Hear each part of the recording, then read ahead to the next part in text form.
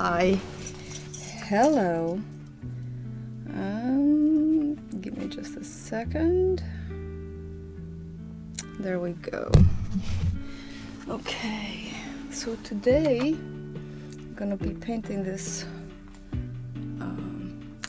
this temple.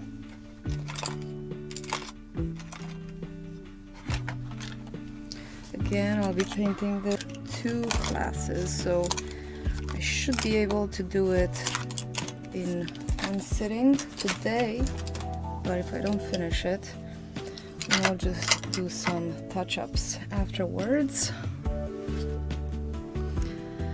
Okay, I finally got myself a smaller Stay Wet palette. It's a small one. Wonder if you can see it in my lap like this if I hold it. Not really. Let me go and move the camera just a little bit so that you can see it. Move, Kale.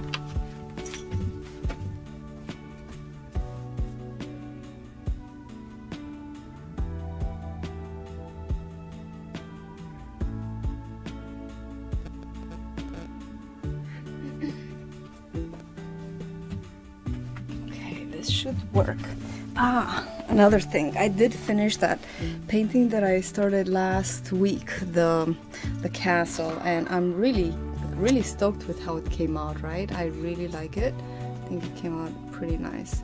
I worked on it yesterday for about three and a half hours, and I just put some details. I reinforced the values, the colors, the crispness of everything, added those details, everything. Anyway, I think that the beginning of a painting is the most difficult part, and then once you get it started,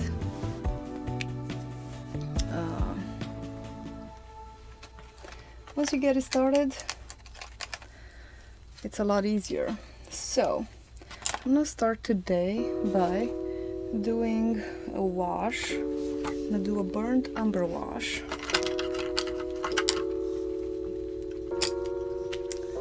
Let me get all my things together here.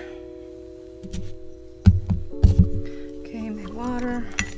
I have some burnt umber here in my little cup. And just gonna grab some.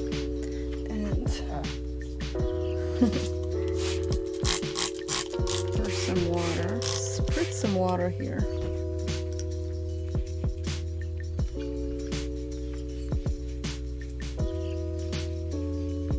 So basically just diluting this burnt umber a whole lot. And in fact, I think I'm going to add just a touch of white and black to tone it down a little bit. I don't want it to be so vibrant.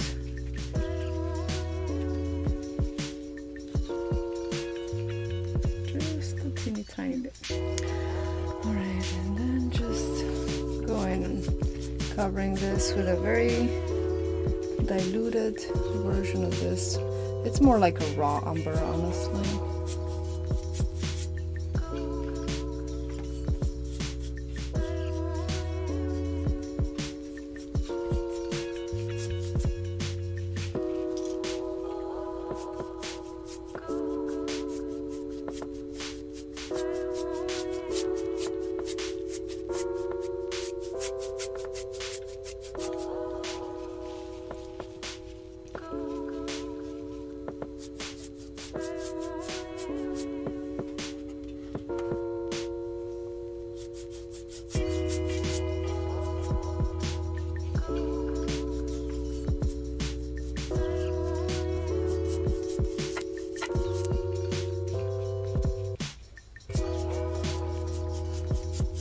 Just kind of relaxing the prelude of the painting.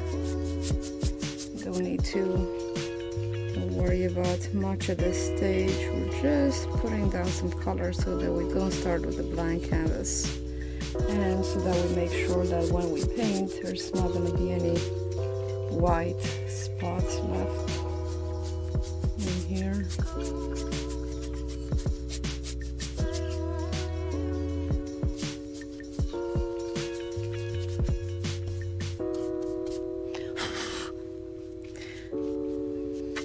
Sometimes I sketch my designs with a pencil first. But this time, this isn't as intricate and as complex as the temple. Hey, Queldar! Guess what? We haven't spoken since you took your Cambodia trip, and I don't know if this, played a part into my painting today, but I'm doing that temple that you visited, the Angkor Wat temple. How was it? Tell me all about it. Well, if you have time, if you feel like it. I'm sure it was amazing. Words cannot describe, right? How the whole experience. Anyway, I did miss having you on the stream. I miss doing the streams. You recognize the reference? Just a bunch of rocks. Oh man. No. Yeah. Vast, yeah. I'm sure it was amazing. Put my phone right here. Okay. So, let me grab a medium brush. So, how have you been? And I'm just gonna start by sketching, loosely sketching.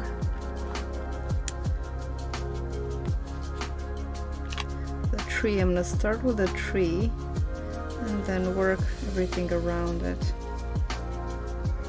There's a really weird beetle in my studio. It's big and black. A little bit distressing. Right, yeah. Yeah, I've enjoyed it actually. Yesterday I painted in there. I finished that castle yesterday in there. It was pretty nice. It's starting to be a little cooler outside, so that's a relief. Because it's difficult to be in there when it's very hot. But we, we're just dragging our feet about building the actual big one, the official art studio.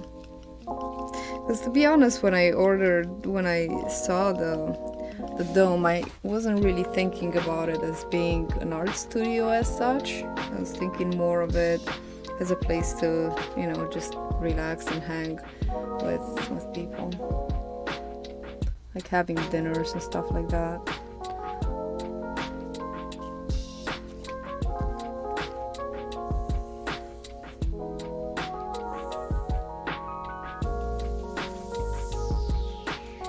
I know you say that it must have been amazing a long time ago when it was a long time ago, but I think it's even cooler now, all reclaimed by nature,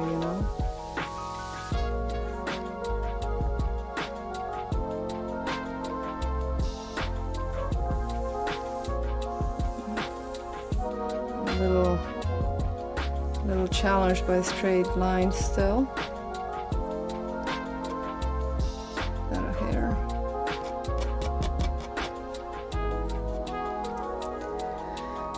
Yeah, been okay.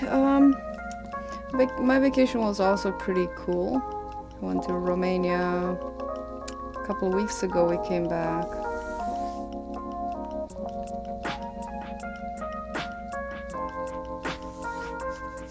It was nice visiting my mom, and at last, it's been a long time.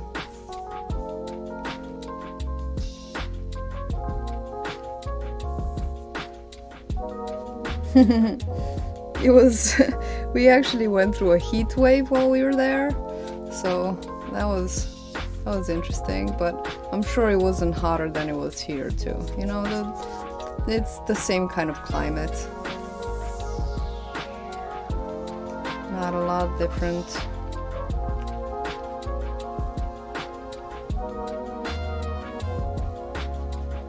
Let me see if I can thicken up this paint a little bit. Very transparent. This poor little beetle looks really lost. It's just wandering around.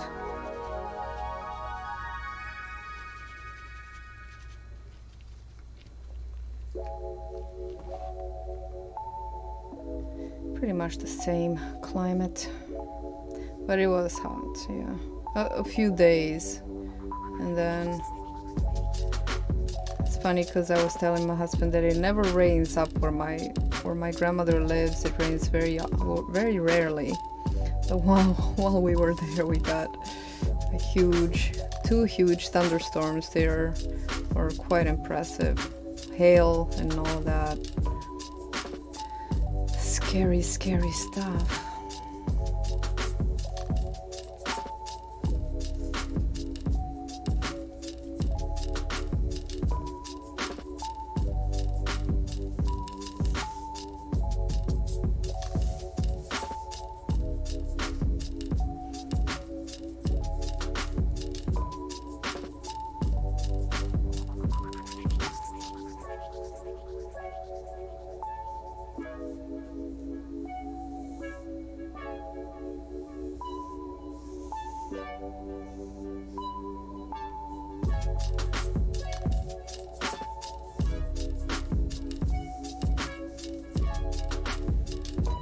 Yeah, it was nice. Oh, these headphones are really hot. We're at the season where it's kind of cool in the morning, it's kind of chilly, and then it gets kind of hot. So gotta shed layers. I did miss you guys, but it was really nice being a little bit disconnected from the whole social thing.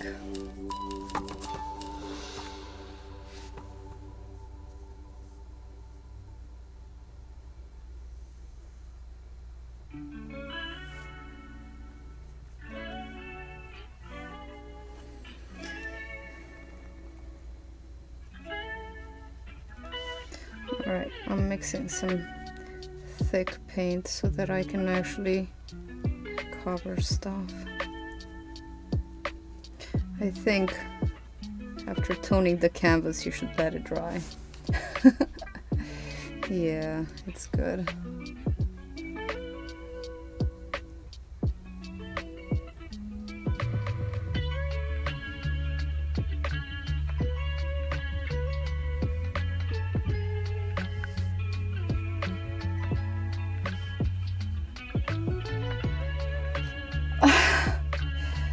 You know, I did catch some of that action. I can't say that I can resonate with all of that stuff, but I did join a few of them. You know, I usually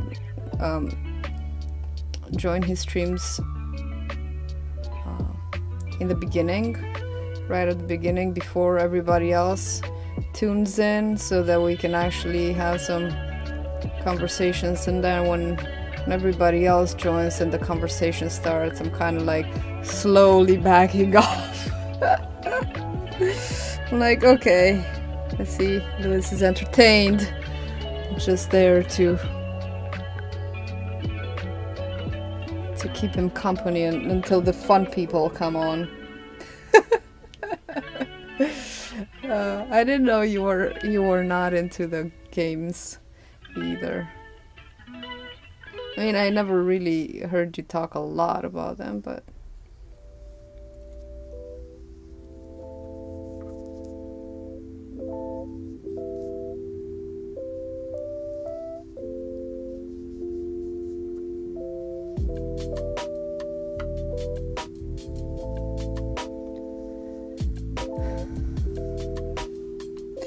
haven't seen Clara either, you're right.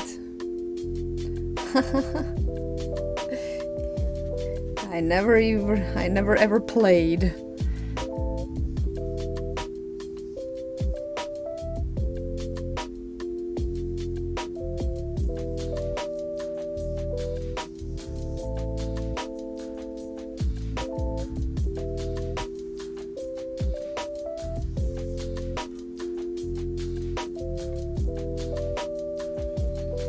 Okay.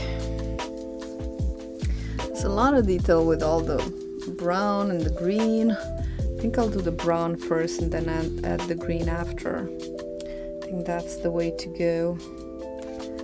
And the color of the tree is pretty similar to the color of the building. It's kind of like this grayed out brown. So that's what I'm using, burnt umber and black and white. It's funny because I left,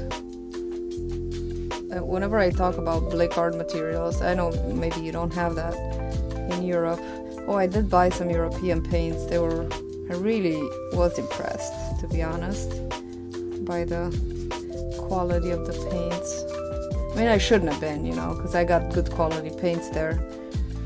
But I really liked using, I got a bunch of brands.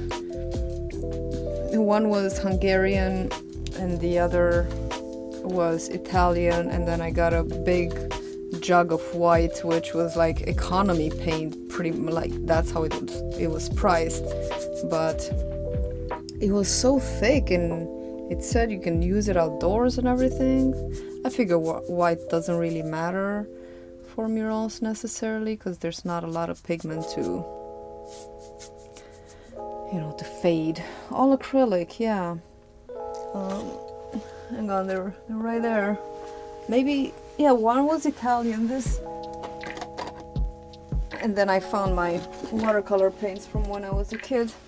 I got Polycolor. This is Italian. It was the pricier one of the three, but it's really amazingly pigmented. And then I got this Pent Art acrylic paint, which was priced midway. It wasn't the cheapest, but it wasn't the most expensive, and it just blew my mind with how pigmented it was. I got the red, yellow, and blue of the Pent Art, and at one point I was worried that the yellow is not gonna be enough because I only bought a little jar. And I was like, oh, the sunflowers and then the green, I'm not gonna have enough yellow, but I didn't even use half of it. I barely used like a third or a quarter. It was really mind-blowing. And then you know, when you go home and then you find your relics from when you were a little kid, and I found this little watercolor bin. I think this was from when I was in grade school, like in elementary. I'm totally gonna use it. So cute. Not that I was a painter back then, it was like, you know, for school. But it's still nice to find those things. I really wonder how it performs. If it's still good. It says Acquarella Colibri combinato il fondo di plastic. Very old stuff. That's like vintage. It's vintage paint is what it is.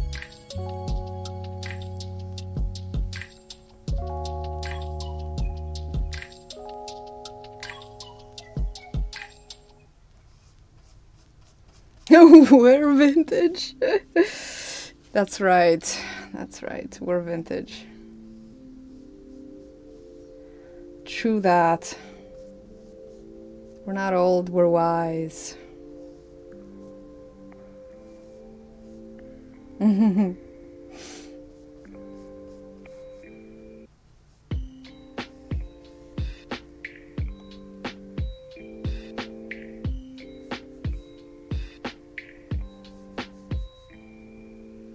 think this is one of those paintings that it's gonna look bad until it looks, before it looks better. It's okay. We've got time.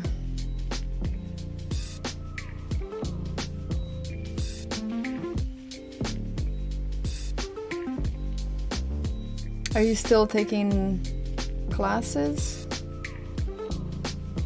Painting classes?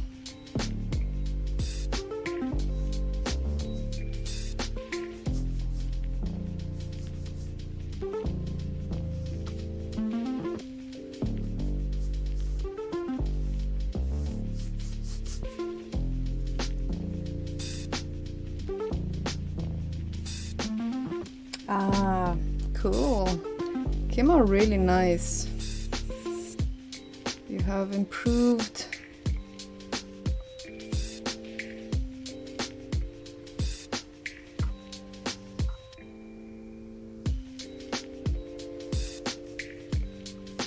I feel like I'm a little bit rusty right now, so I haven't painted in a while, but it's okay. Sometimes all it takes is one painting where you really pay attention and work a lot on it. Quit for 2 months. Yeah, I've quit for that long.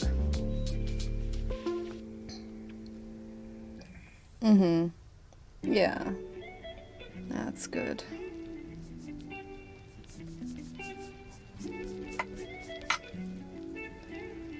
Okay.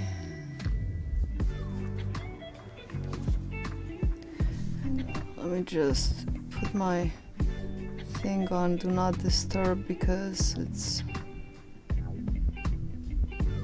how do I, here. Oop. Keeps distracting me.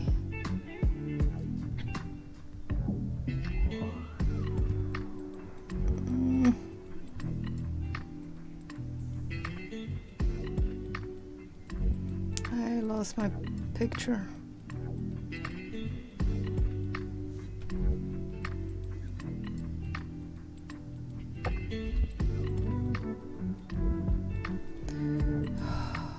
Sorry. Hang on.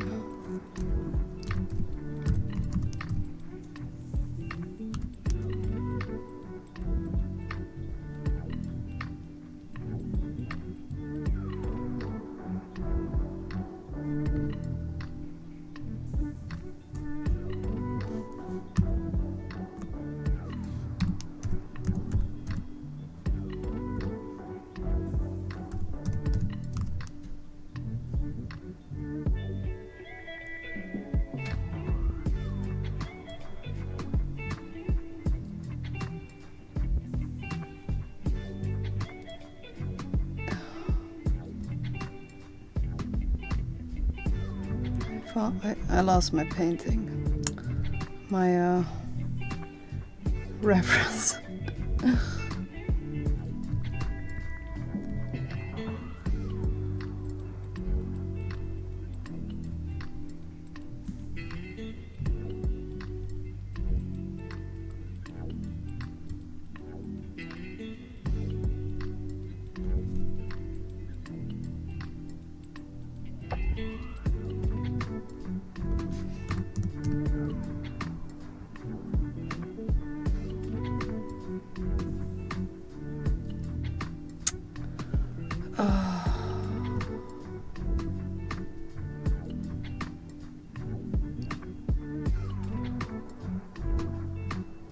Just 1 second. Here it is.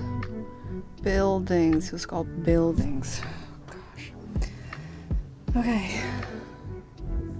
Sorry about that. All right. Let me just darken these windows a little bit.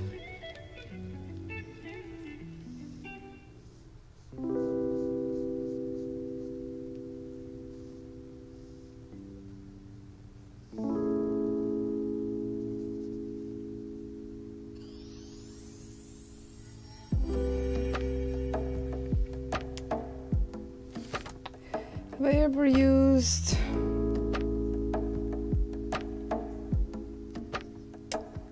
Hang on.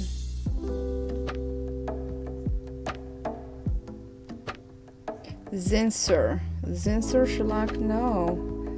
I just had to move the line up so I can see what the name was. No. I haven't really used shellac.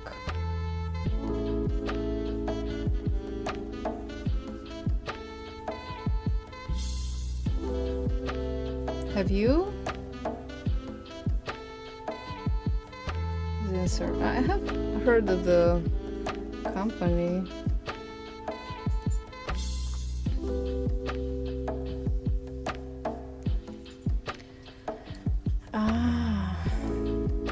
It smells bad. Yeah, shellac. I would think so.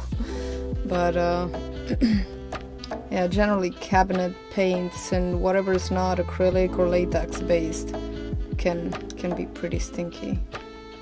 It's based on what's it called?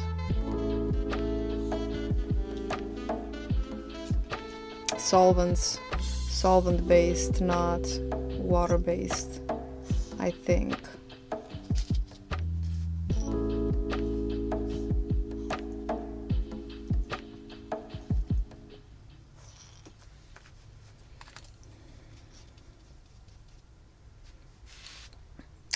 You know what I painted my IKEA cabinets with?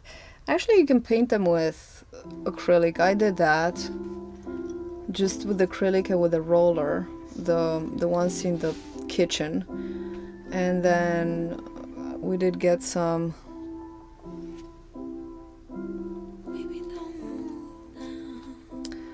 for my daughter's bedroom. And I just sprayed it. It was white, and I just sprayed it black, flat black, with a spray can that adheres to.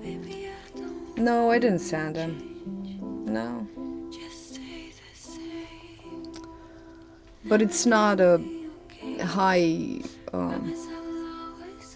traffic area, you know, because the front of the cabinets in the kitchen, they were this dusty blue, but the underneath and the sides were white. So I just did the underneath and the sides, and whenever the seams were white, I did that like a charcoal with acrylic and a roller.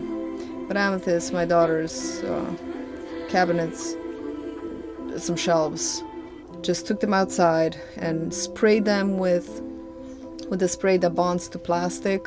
And it was a little stinky for like a day or two, but then it kind of evaporated. But it's messy business. It is. It's messy. I had to wear a respirator anyway because that spray just goes everywhere.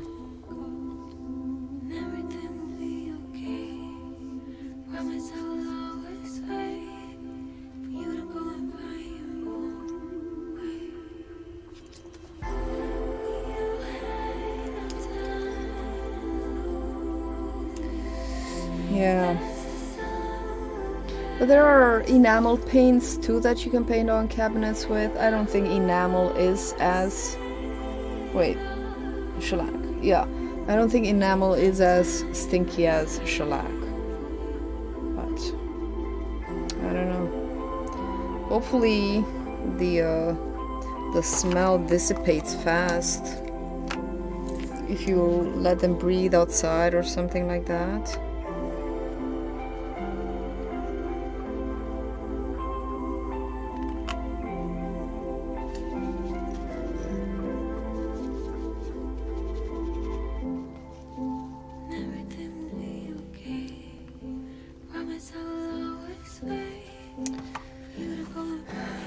Yeah.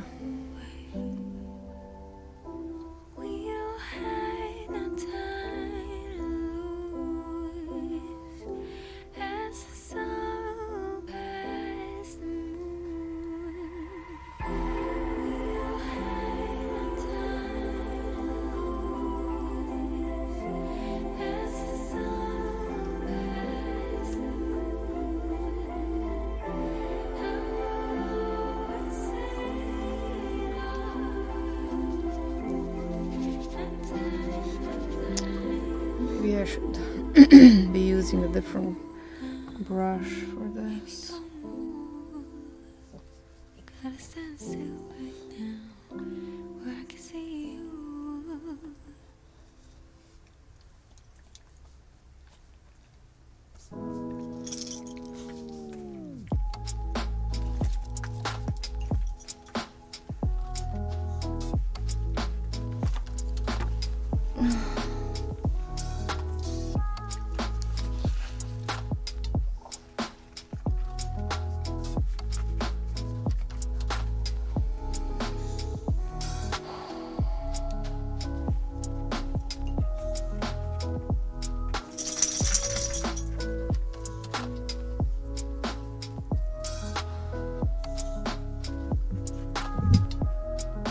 What kind of cabinets are you looking to paint?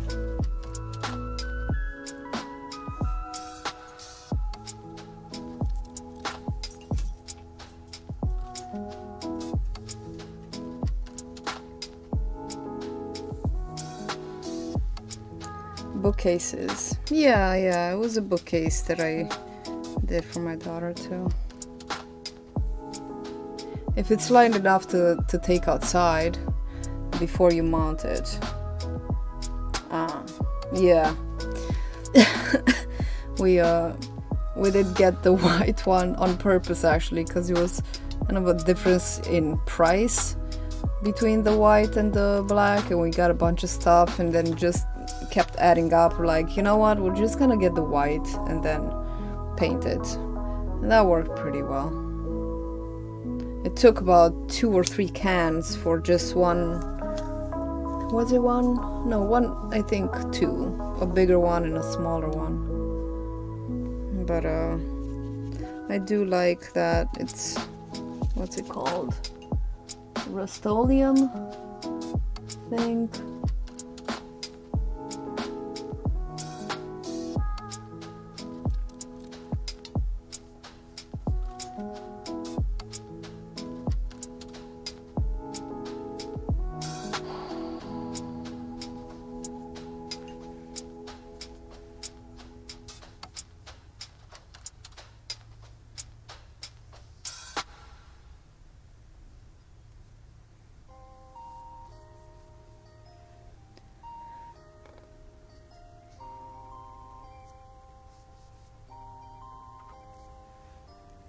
Gentian blue.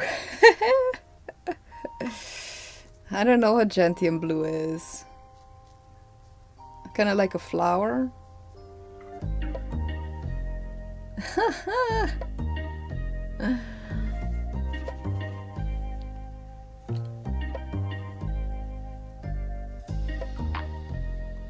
Flower based, yeah.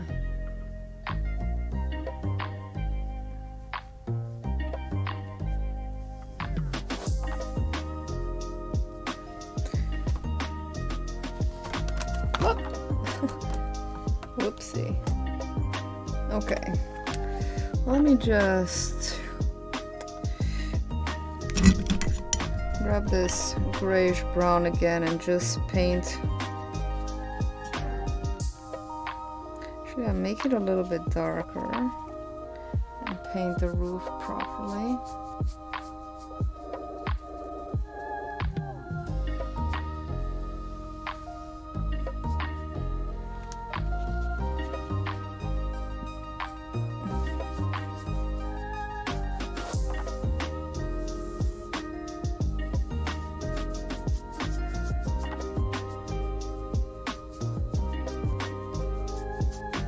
I don't have a lot of blue stuff in my house.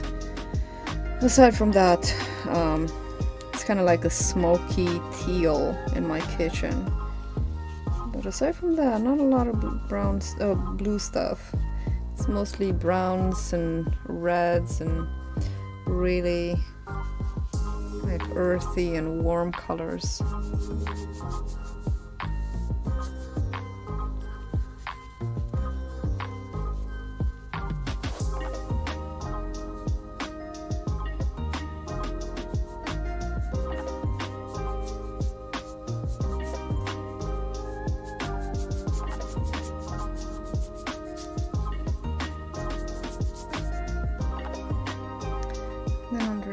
it's darker. Just adding some black to that.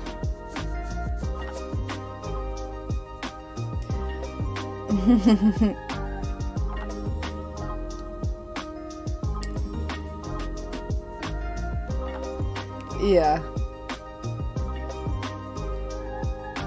What, you know, it's not like you've got murals in every room of your house. I've got a lot of colors. We also have a lot of greens too. And yet my favorite room, I think. What is my favorite room? I think it's the Nightmare Before Christmas room.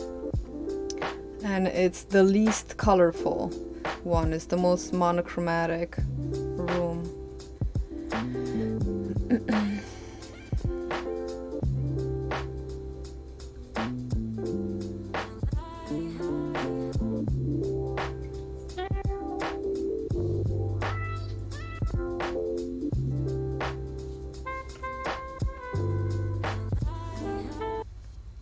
Oh, you know, the upstairs bathroom is basically all blue because it's underwater.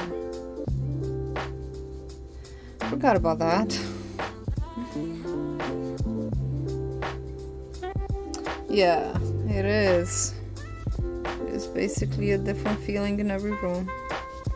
Actually, our bedroom too is very blue because there's a lot of blue from the Yellow Submarine stuff.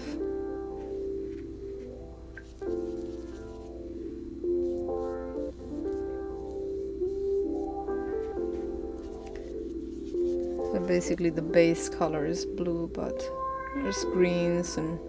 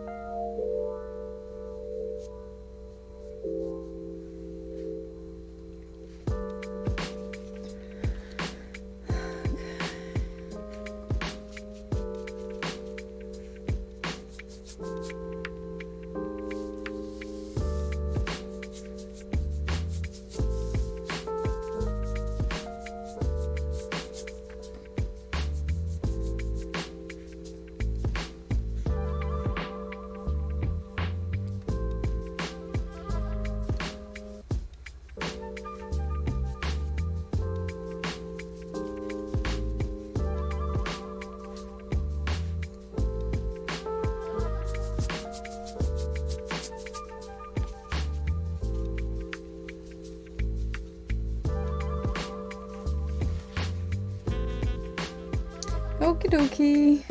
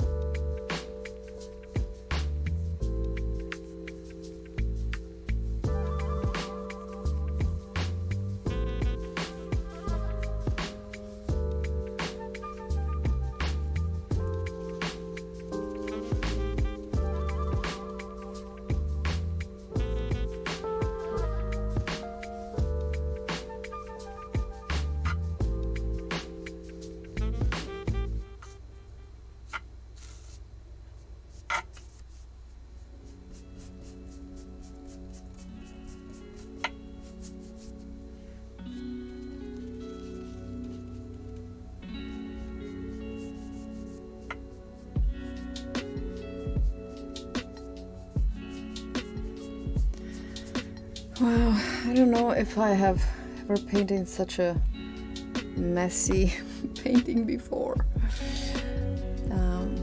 Okay, this is just a sketch. It's just a sketch. Don't freak out.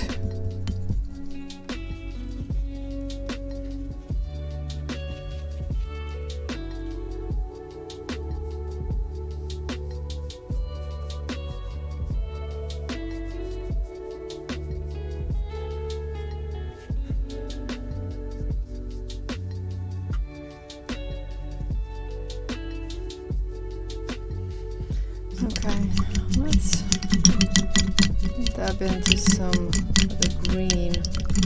Get some of that green up ahead, up on the top. I was thinking of just using yellow and black to make green.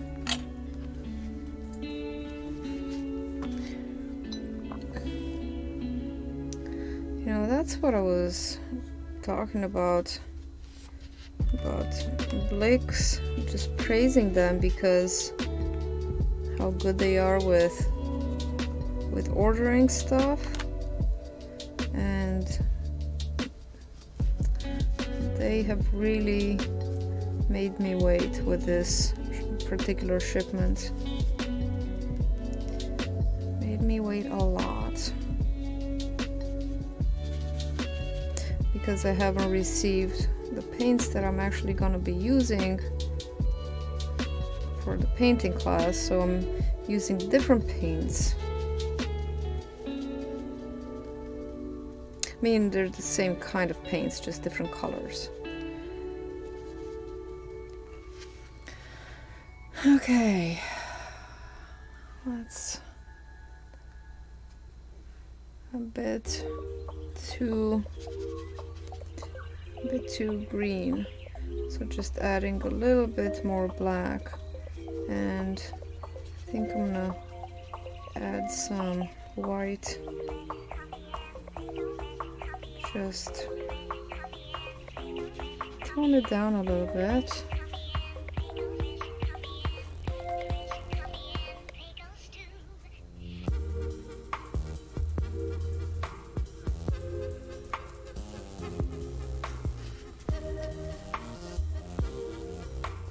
I think I'm just gonna make this whole entire thing green, and then add the sky in afterwards. I've seen someone do that and it looked pretty good.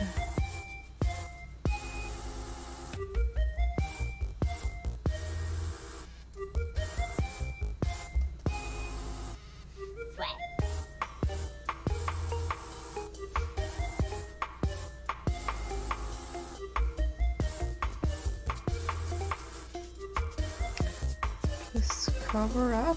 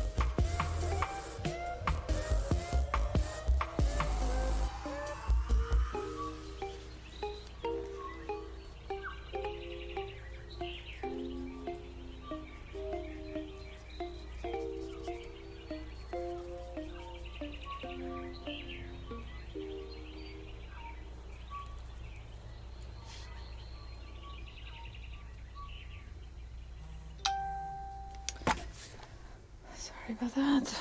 I just put my phone on quiet.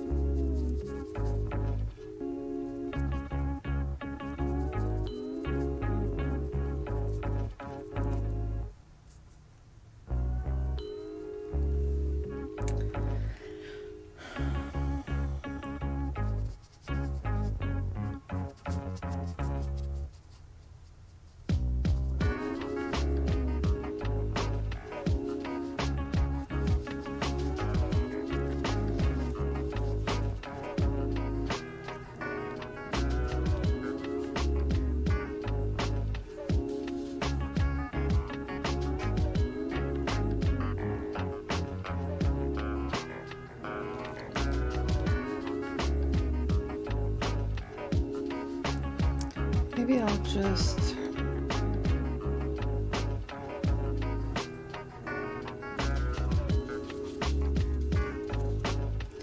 add some white.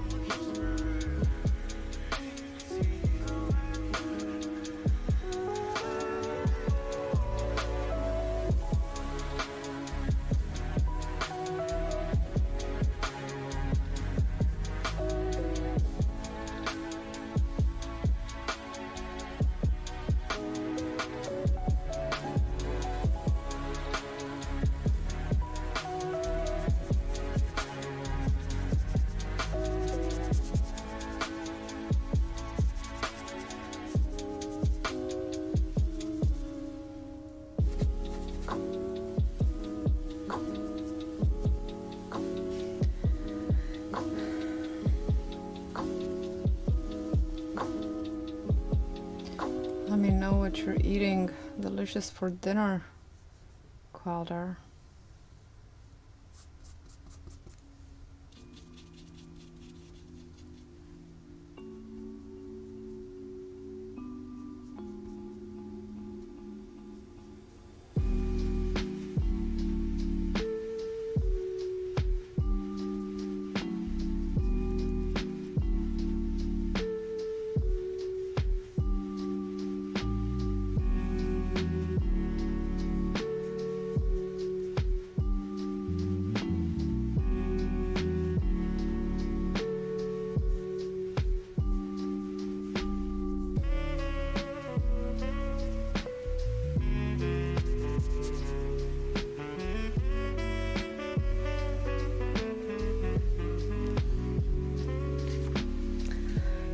Okay.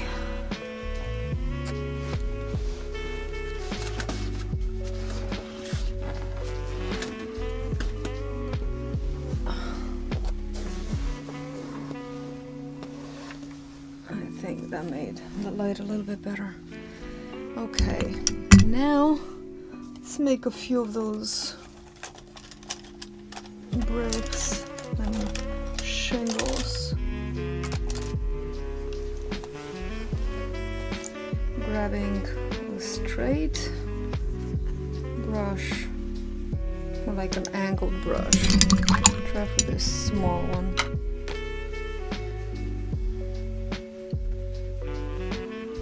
Okay, let's grab some black, grab some burnt umber.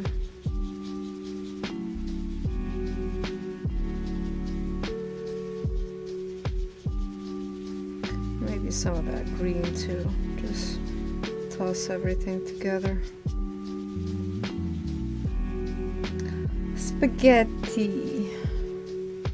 Today for breakfast I had leftover medley.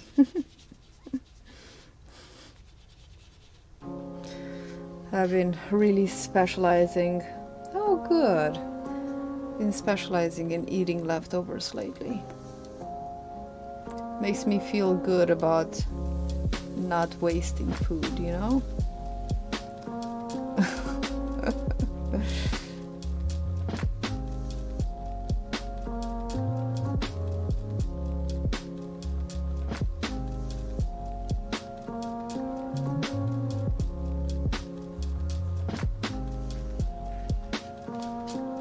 Had a whole bunch of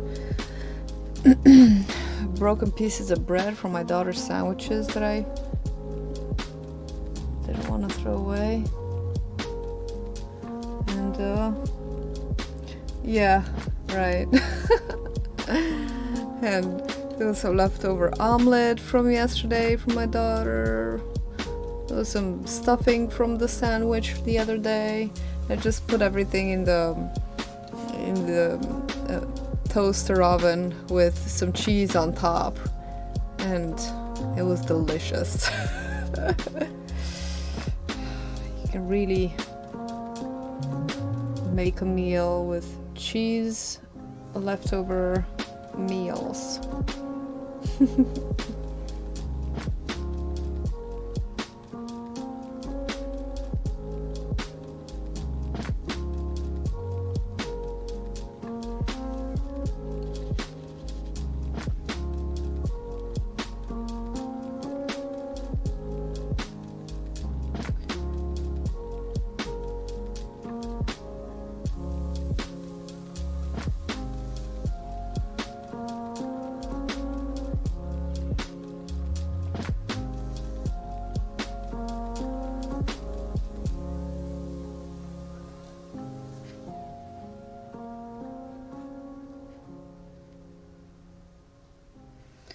Oh, see, I need to bring that branch a little.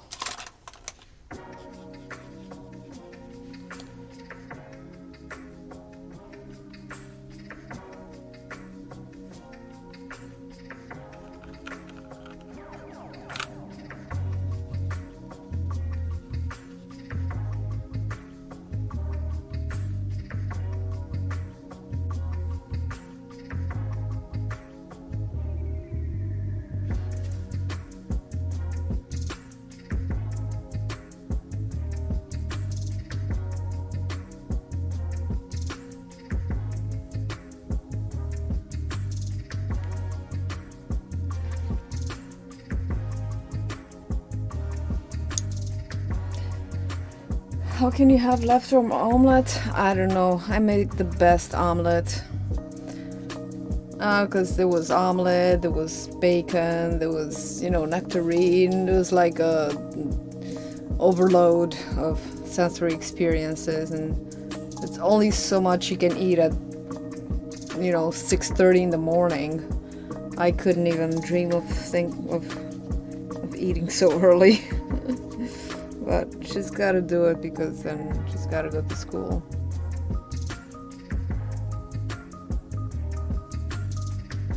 I make this delicious omelet with fried onions and mushrooms. That's kind of my specialty. Or obsession, I don't know. Pick one.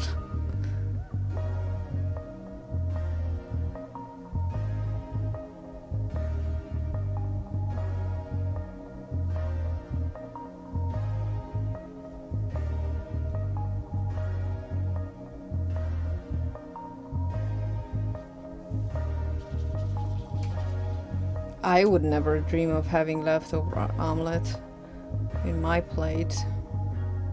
But you know, teenagers.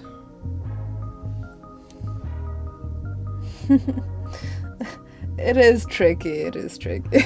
I know. It's kind of, it's so uniform, you know, it's so like everything is brown and green. There's nothing like, just the tree is, everything is kind of monotone. I don't know. Sometimes in choosing references, I'm not the wisest. Not the wisest.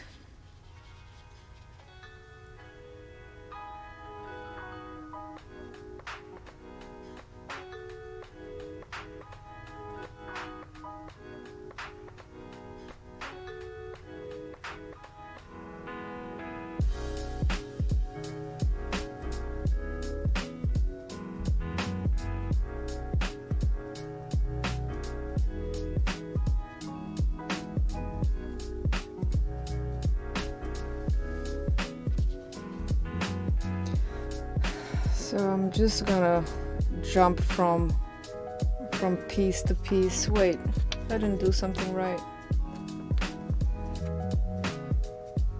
Oh, this is where I am here.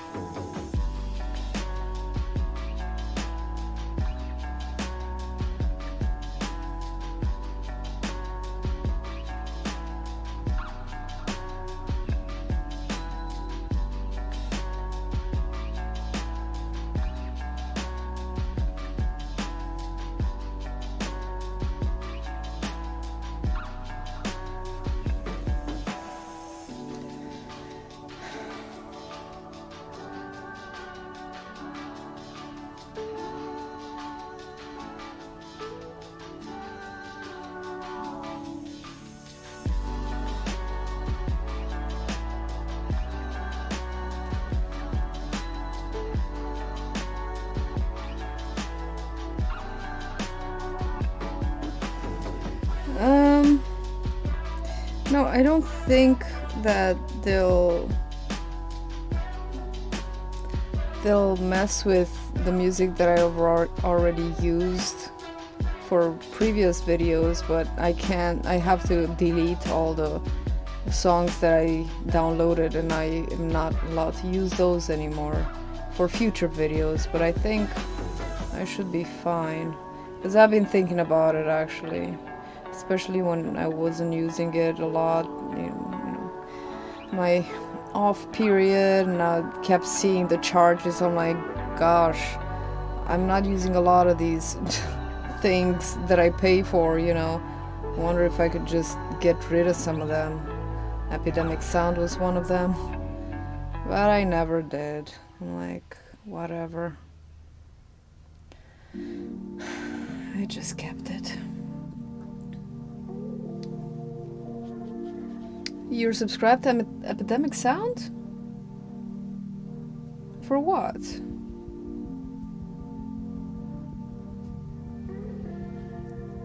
Oh, just different subscriptions.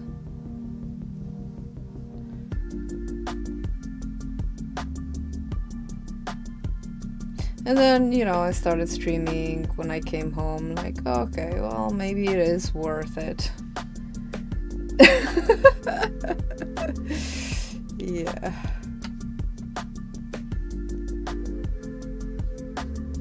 Are you gonna make some videos, Queldar? You should make some videos. You're making those ballerina ones.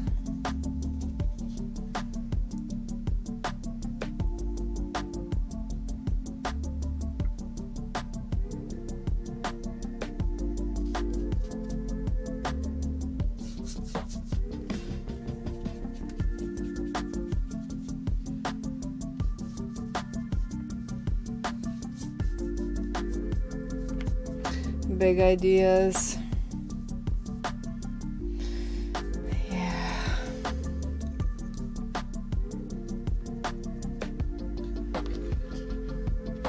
I got to the point where every time I got an idea, I'm like, what's the point? I'll never act on it anyway. Just don't even bother. No, that's not the way to be, I know. I have ideas, but then I overthink about them. I wonder all sorts of things. Is it worth it? How long is it gonna take? Is it a good idea? You know, is it the dumb idea? And generally I'm like, yeah, it's a dumb idea. But then I end up anyway watching other people do dumb things, or like I'm attracted to dumbness, you know. I just am too lazy to perform it publicly. Because then when I watch stuff, you know, I'm like, why am I even watching this? Like, it doesn't leave me with anything, not much. And I can totally make this. And then I'm like, what's the point? It's dumb. But then I'm like, you know, it's a vicious circle. It's too vicious to even speak of it.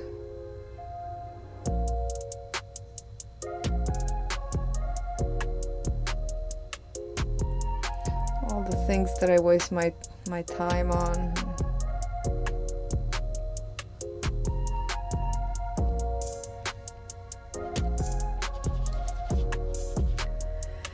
Furniture flipper. Wow. Huh. 10-minute skit.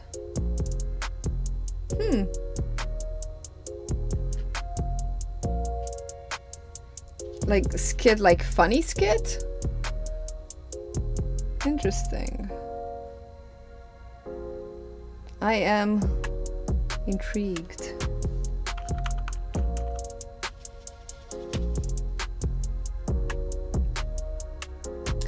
Oh, about the pour on the funny skit. Cool. Yeah, I just don't get the motivation and the energy to do them sometimes, you know. Like sometimes I feel like I have to get ready, there's a lot of preparation to do, there's a lot of like prep work, writing, all that stuff, and then I have to be in the mood, and then I have to have a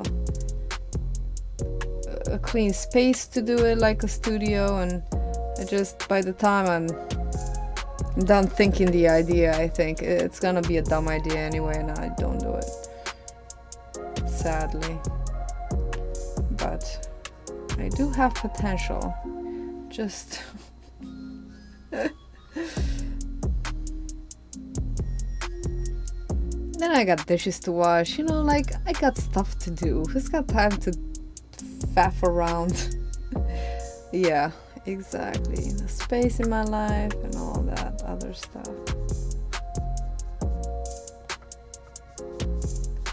But sometimes when I look at my past videos and they're funny, I'm like, oh, I'm glad I took the time, you know, to do that.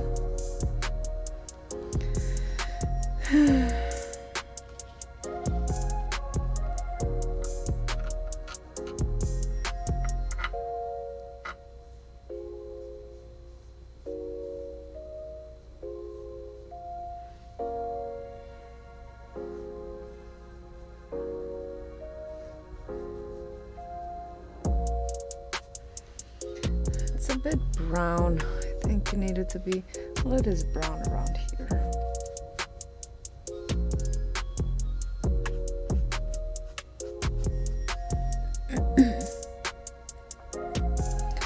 Trying hard not to try too hard.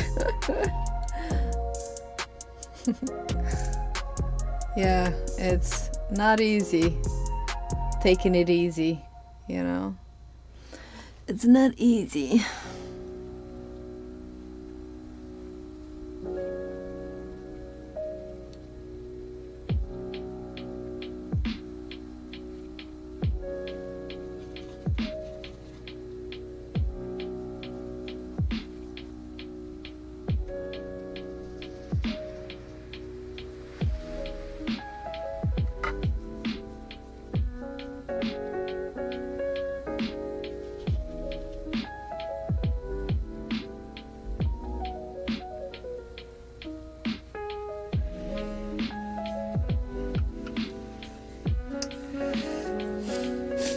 Up the wall and for what? Yeah.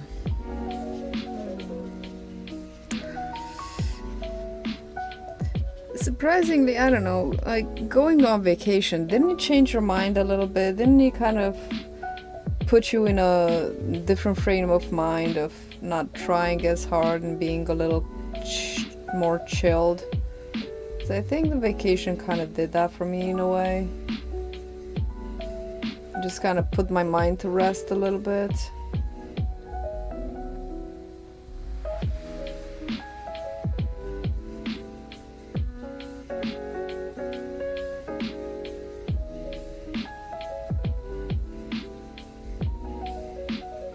Since I took that break from kind of social, of course I dove right back in, like a little bit with the phone addiction and stuff like that. Some of that came back, but not as bad. No, it wasn't as bad as it was. It's not as bad as it was. I'm a little bit less, little bit emphasis on the little, less stressed about, you know, how it's gonna turn out. Like, for example, if I'm a little late for my live stream, or if I'm a little late for this and that, I'm like, it's fine.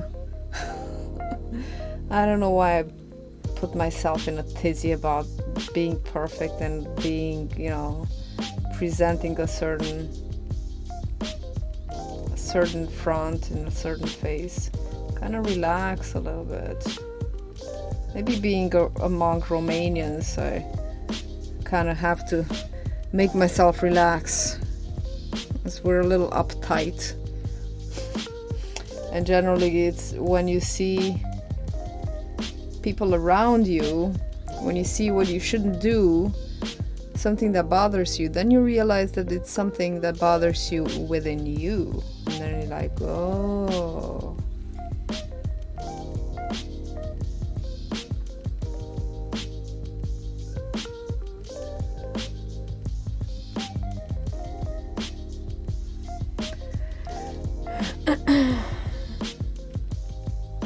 Yes, you have to. You know, you hear what I'm saying. That's good. but it's difficult to implement.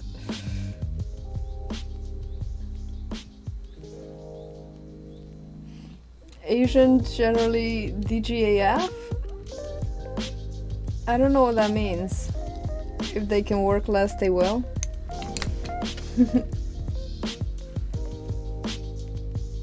DGAF, I don't know what that is. That's good. Oh, I see. Noted.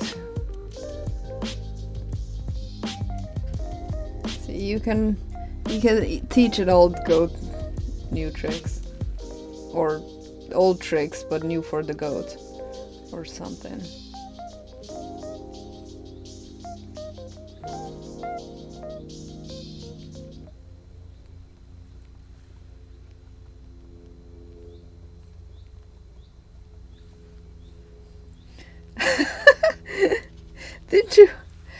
Didn't you just, yeah, old goat. I know they say old dog, don't they? But I like goats better.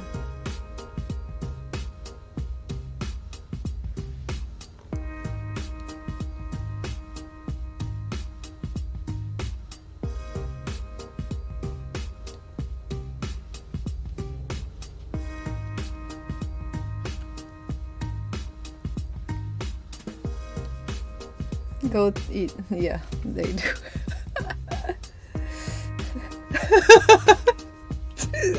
And with cheese. Don't forget the cheese.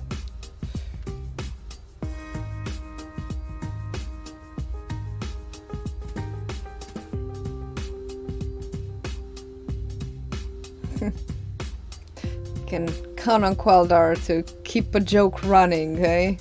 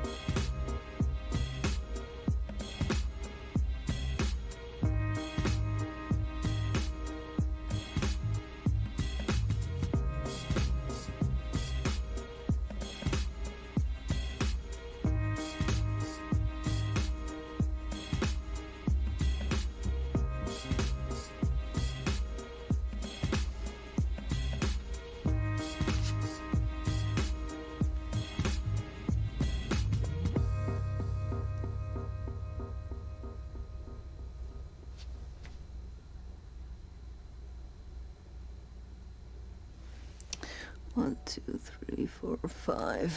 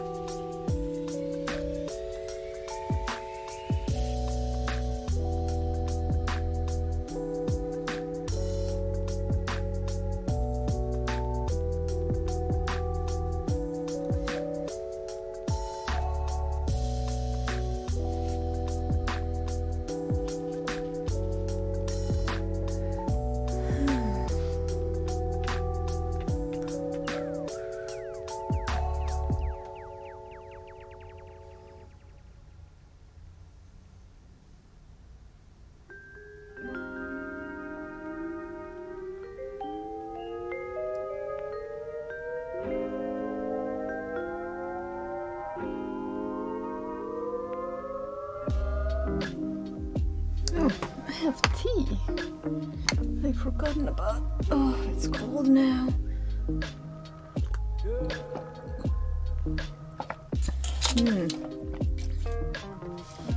I got myself some matcha green tea from Costco a couple months ago. You know, matcha is the powdered green tea.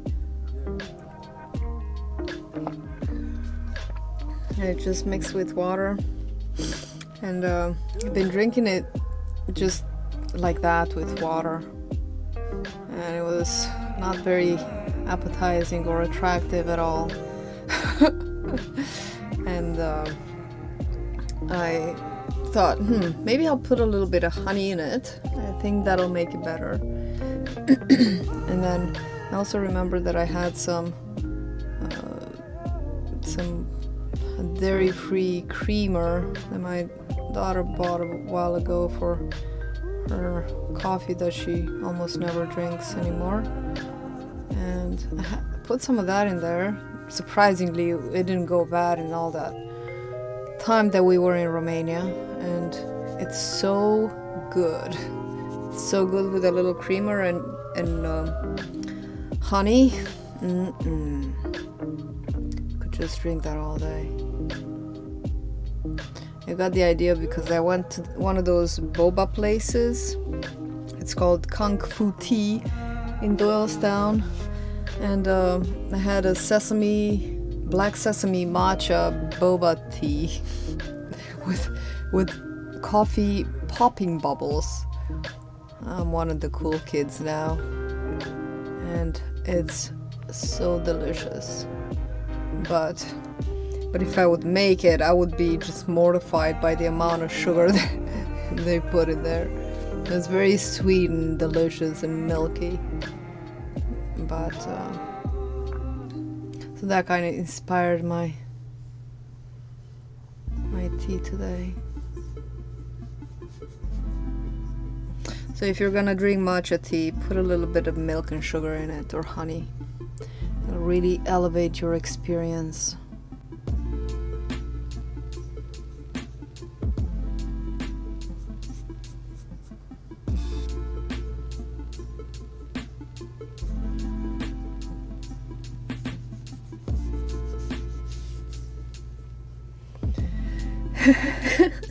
No, it's coconut based actually. We don't use much soy products. It's a coconut creamer. I'm not big into dairy-free creamers or dairy-free products because they all have those nasty chemicals and bean gums and stuff, but you know, for every now and then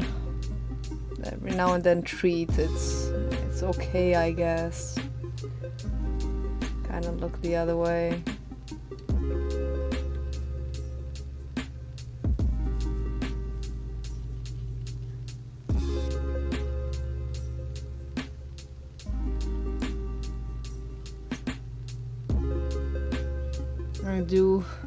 I do love sweet stuff. I love my sweets. Although I have a lot less sweets than I used to. I used to eat way too much sugar when I was younger. I'm a lot better now. I'm all grown up.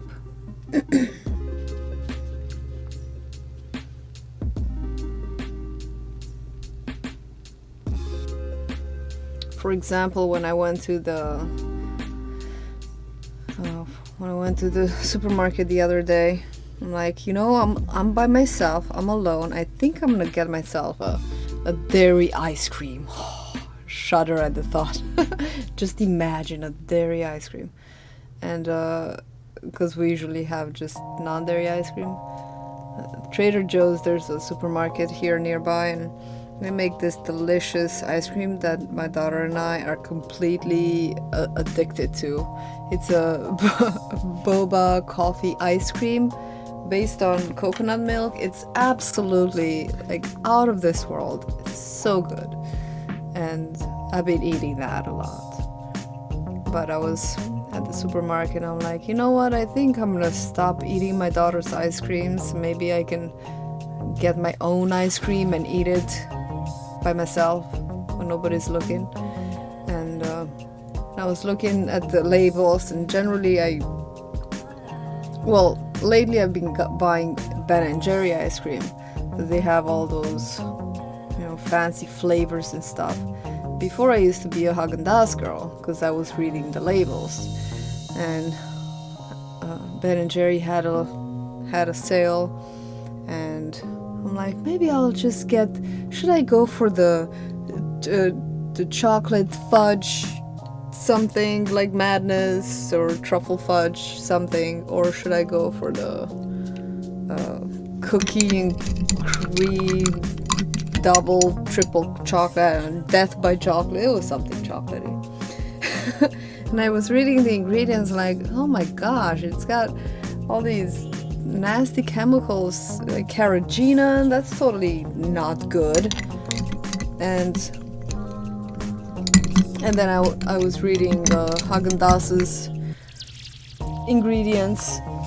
They also had something like chocolate and fudge and like double chocolate something, and it had way less ingredients, and it didn't have absolutely any natural flavors. It had vanilla extract and all the ingredients were natural.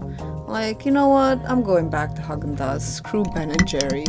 They're just chemical madness.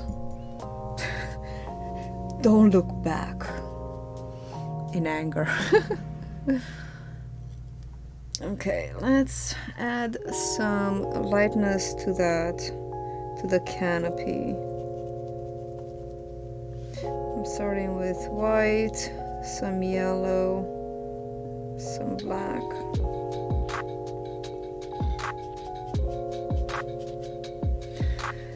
Haagen-Dazs pecan caramel. Yeah, I love pecans and caramel, but if it doesn't have chocolate, you kind of lost me. I mean, I love pecan and caramel, but it's gotta have a little bit of chocolate.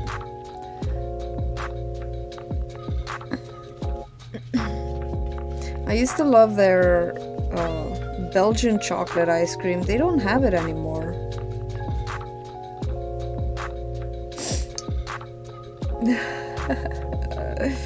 Yeah, I have a total sweet tooth too. But I know that, for me it's like, do I want to push the button or do I just not want to push the button? Because I know that when I start, it's, it's a pint of ice cream. I can't just have like a little serving of ice cream like normal people have. They just take, like my husband, he takes the pint, he has a little bit of ice cream, and he puts the cap on, and I'm like, he barely took an inch of ice cream off the top and he's done. I'm like, how are you even human? I take the pint and I scrape the side, it keeps melting, I keep taking it from the side, and meltiness until there's like a little gob left. I'm like, I'm not gonna put a spoonful of ice cream in the fridge. It's environmentally wrong, just opening the fridge for a refreezing. Am I right? Right?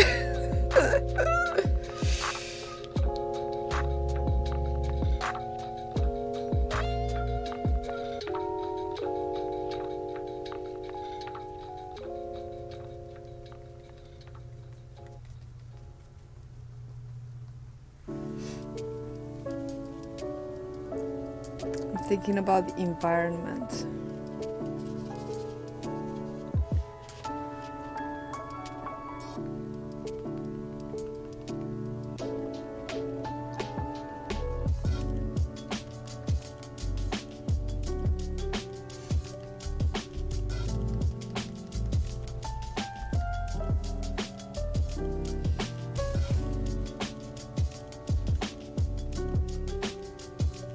However, I bought the ice cream 2 days ago and it's still in the freezer.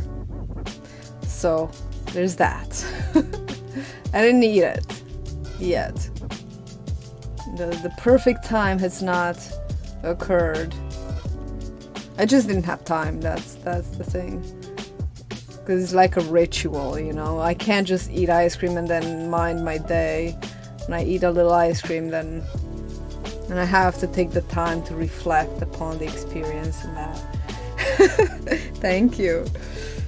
I did make cookies. They're so good. I bought some hazelnuts the other day because I just love that Ritter Sport hazelnut ice cream with the whole hazelnuts. That's my favorite. I love nuts, and I wish they would like me as much as I like that. I don't know. I've been a little sensitive to almonds, I think, lately, so I've been avoiding them, but I haven't overdone hazelnuts yet, so there's always an opportunity to improve.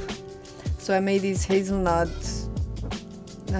super chocolatey cookies. They are so good.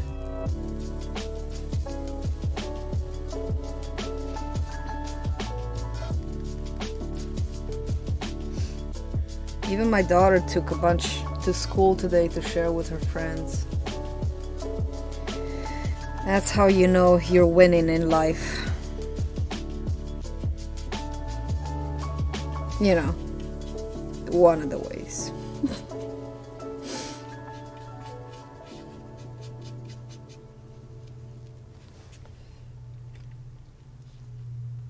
Oh, wow. Really?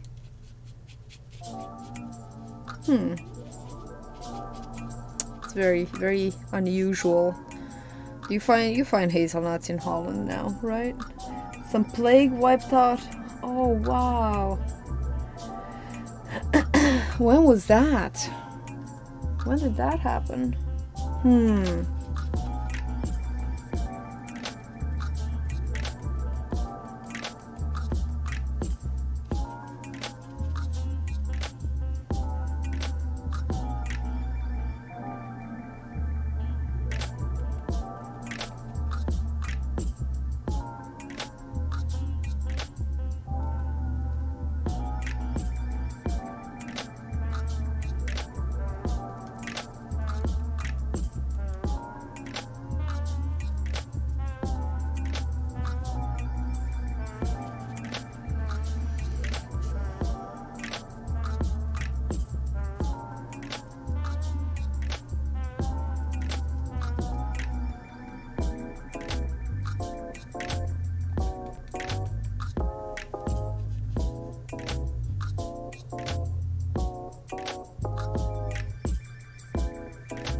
Ah. 5 years ago.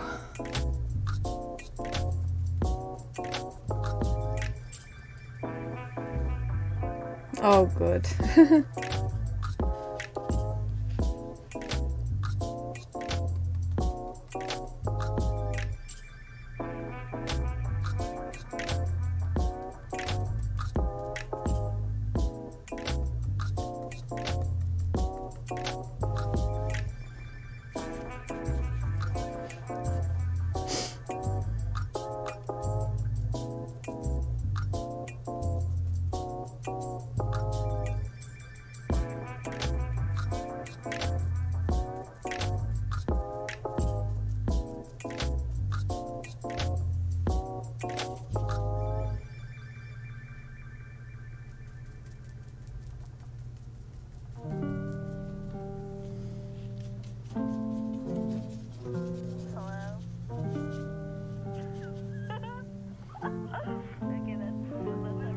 Gotta get some green apples to make some apple cake. I actually cooked so much when I was at my mom's house. I basically did most of the cooking, and I introduced her to American pancakes and American cookies, which are basically like, you know, biscuits or dried, they're biscuits. My mom really liked the cookies. She wasn't much into the pancakes though. I don't blame her, because I didn't have any coconut milk or any milk, so I just made them with water. They weren't delicious, but they were okay. She's like, they're sweet. You have that with your breakfast? Like, yeah.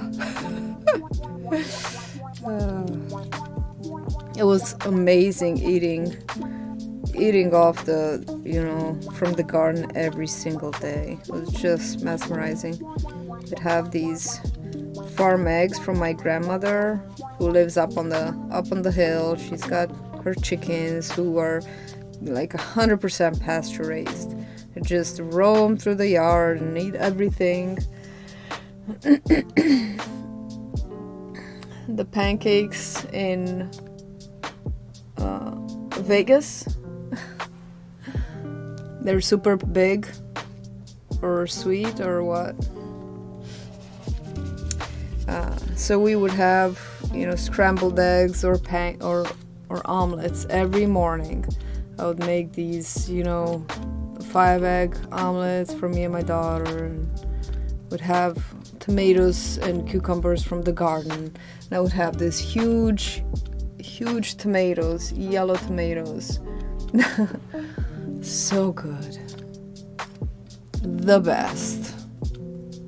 I was a little worried that I was gonna gain weight in Romania, since I wasn't gonna work out and my mom was gonna stuff me, but she didn't stuff me, and I didn't gain weight because I barely had any starches. All I had was like eggs and vegetables and fruit and meat. Yeah, these big heirlooms, like straight from the garden. And I would go to my grandmother's garden, and she grows rows and rows of tomatoes. And my aunts came and they picked tomatoes too, and they made tomato juice or whatever it's called, canned tomatoes, and we call it bouillon. It's kind of like tomato juice preserve for the winter. So many tomatoes, and the grapes were in full bloom, and there were some really good apples, the tiniest little apples, but they really packed a punch. They were so flavorful. Oh, and it was also a watermelon season, so so we got our fill of watermelon and other melons.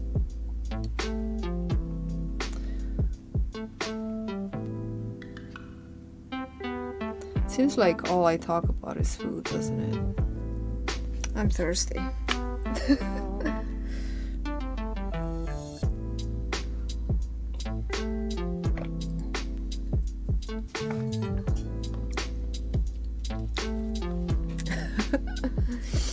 I mean, what other subject of conversation is there? It's like food.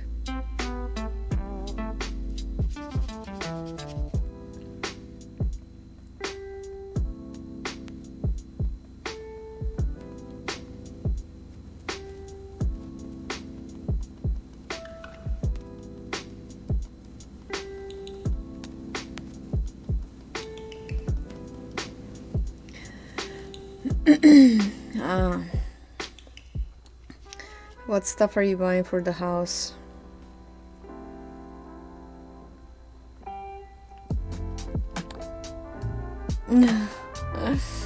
I like buying stuff too. That's another one of my big hobbies. Buying things. Sign me up. What are you buying?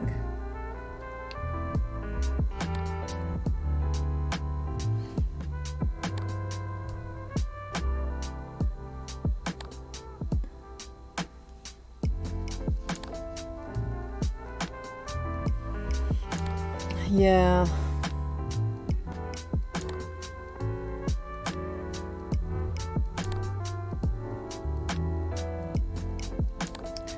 Gotta make those lists.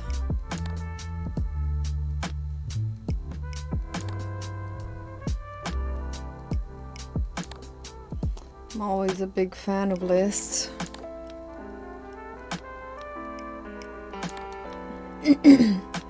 Furniture, bed, couch, nightstands, lamps, washing machine, rugs. Wow. Yeah.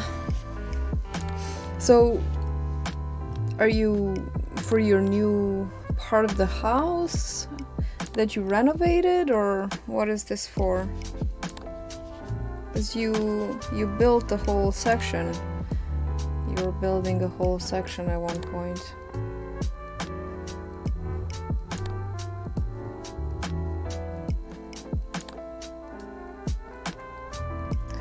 Ah,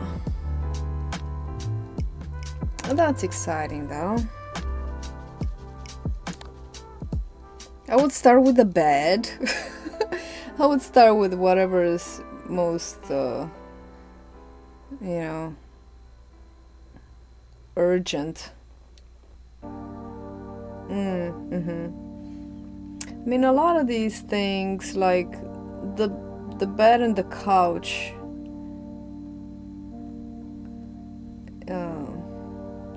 I would definitely buy new, but some of this stuff, could you buy them like used? Do you guys do that over there?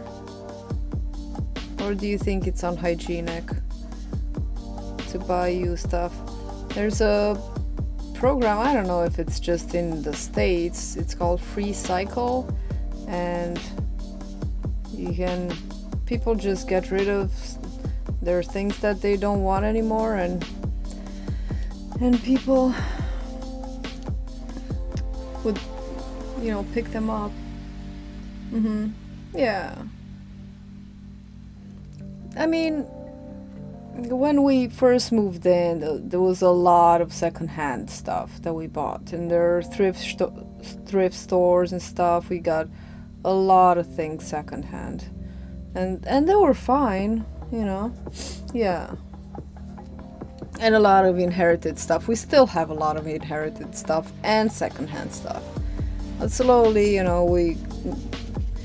we still have the couch in the living room from my husband's grandparents that we just can't seem to part with. When I say we, I mean he. No, there's no hard feelings. It's just the truth of the situation. Just difficult to get rid of some things. And it's a nice couch. It just fits our space really well because it's narrow. We also have a lot of special needs for our house because it's a small house. Yeah. I mean, you can get some affordable things to start with, and then just to get you started. And then as you go along, you can upgrade things.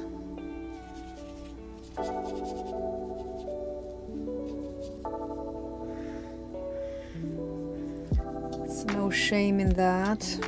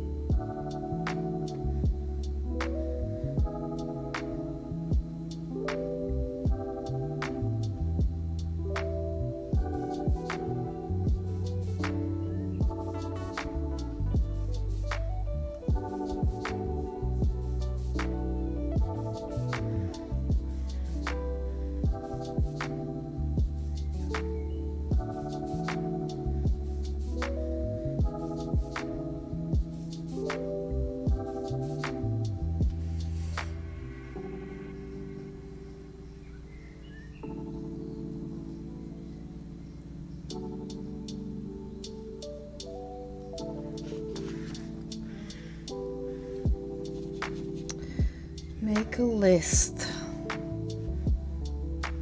Lists make everything better.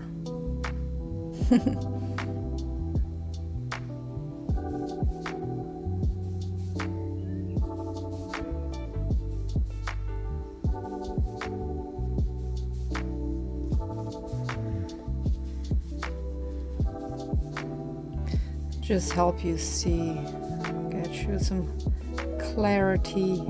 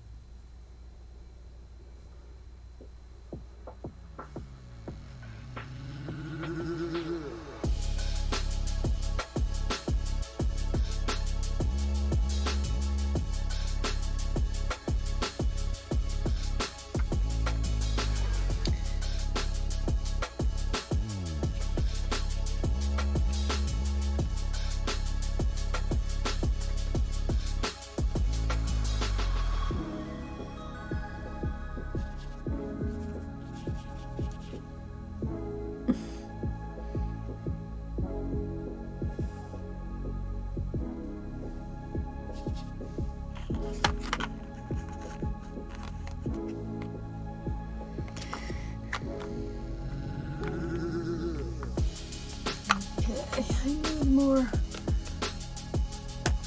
burnt umber.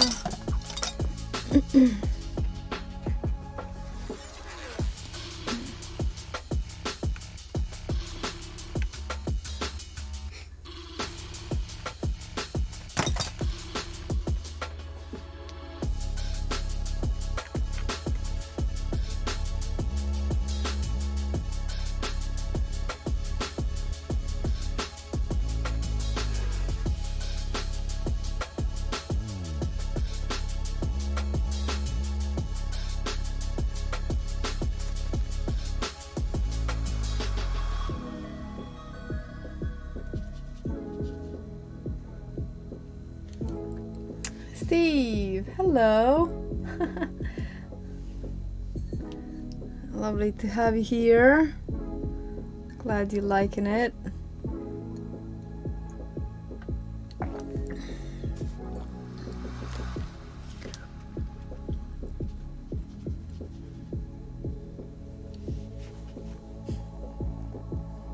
Have you ever been there, Steve? I have not. Maybe one day.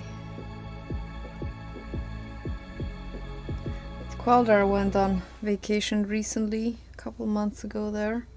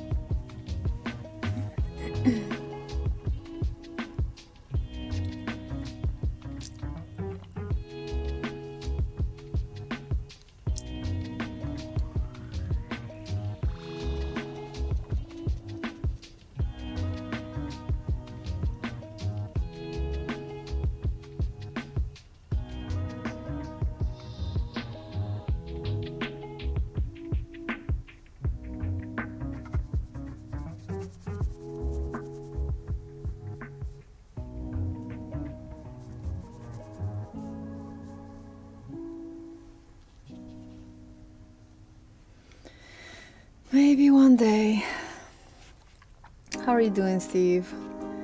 How's your Friday going?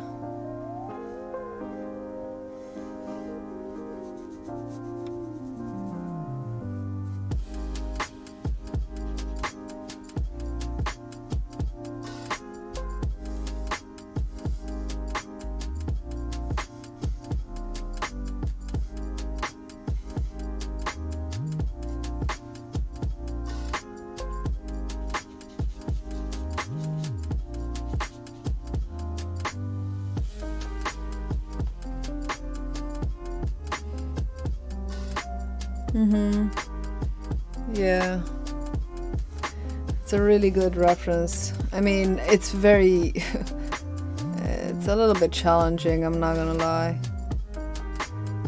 Because of the... it's very monotone. There's not a lot of value variation. Everything is kind of like washed out. washed out. So it takes a little while to do all the details that actually convey the subject.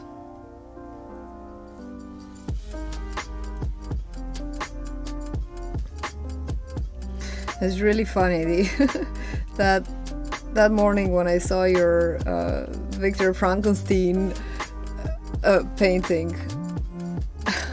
It was really funny because I went with my daughter we went to the hospital, and you know, it was a regular 2-month visit, and her nurse's name was Victor, and the whole time I just wanted to say, so your last name is Frankenstein, is it? I didn't say it, but I thought it the whole time to say it. I don't know if he would have gotten it, Frankenstein.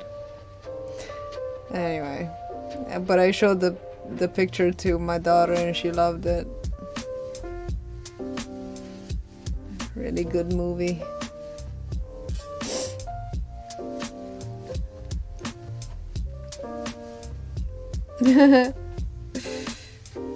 Yeah. It's good to move slowly. Poos don't move very quickly either. Nature does not hurry, yet everything is accomplished.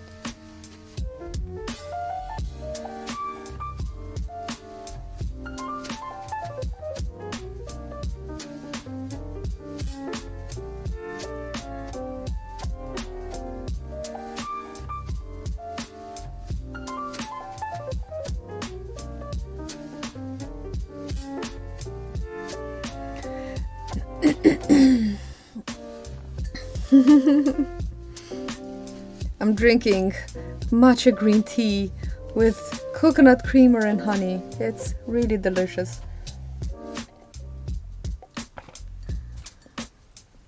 And nutritious.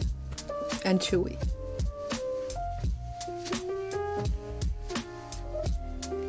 I've been laying off the alcohol lately.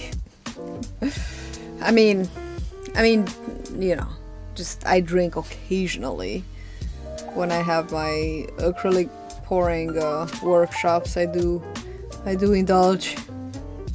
But otherwise, I don't really drink because since my husband quit drinking, I think it's kind of unseemly for me to just pop open a bottle of wine and drink in front of him. Although tomorrow, yeah, I think tomorrow is his 6-month anniversary since he stopped drinking. So I think he's gonna celebrate it by drinking. I'm not sure. I gotta say, it was really like it was a test of strength being in Romania and you know, like Romanian moonshine, as it were. I think it's kind of like moonshine. Our national drink, it's called tsuika. The closest thing you get to tsuika is a Slivovitz, something called Slivovitz. And it just smells of apples, or I don't know what it smells like. I don't want to say what it smells like to me, but people like to drink it. And it's super strong, and I think it's delicious. Like if you have just a drink, it'll put hairs on your chest. But I don't drink it anymore because I overdid it once, and I promised to myself that never again will I ever drink that, and I never did. But the point is that my grandmother, who is 91 years old, Raki, I've never heard of that. I don't know. Rakiu? Oh, okay. I think we would call it Rakiu. I think so. If you look up Tsuika, it's Tuica. It's like I think it's like moonshine. It's made of plums. You can make it from any fruit basically, but it's more commonly made of plums.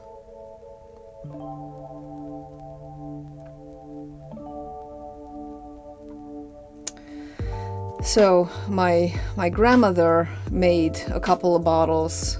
I mean, gave us a couple of bottles, and then my uncle, he also makes it. He also gave us a bottle, and actually 2 bottles. And then we had another. When I say bottle, I mean a 1 liter bottle. And then I got another one from one of my friends got married as a gift, you know, like a parting gift. Because, you know, that's what we give in Romania when you get married. Everybody gets a 1 liter of vodka. I mean, not tsuika. So we brought home a lot of tsuika. You know, and then my husband bought these tiny little, like, shot glasses. Not glasses, little tiny bottles. Kind of like sample bottles. And he gave to a lot of his friends. Well, not friends, but, you know, people from the gym who are basically his friends now. And people at work. Kind of like a souvenir Yeah. So we'll see. We will see what happens.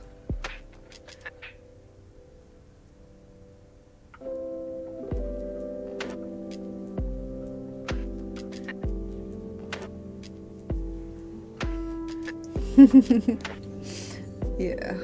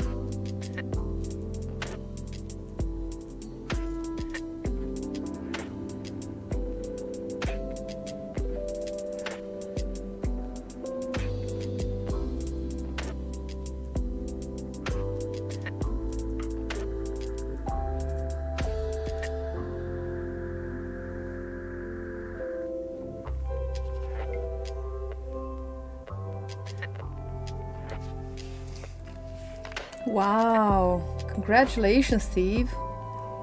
That's good. That's really good.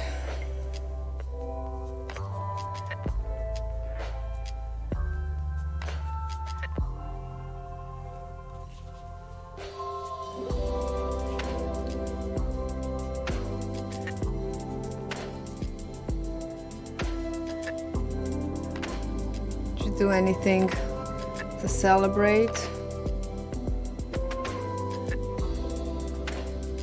Like have a big pint of ice cream or something? I don't know. Or take yourself somewhere nice. Or just enjoy the accomplishment.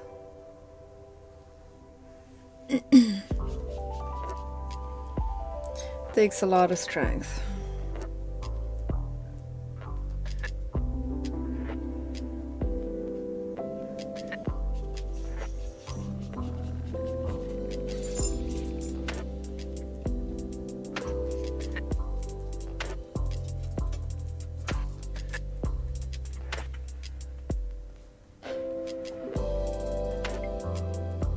What's up, Stanley? What's up, buddy?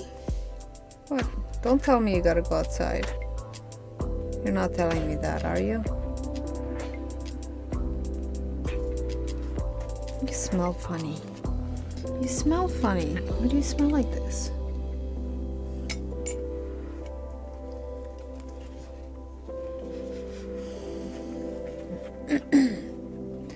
Oh my gosh. Wow.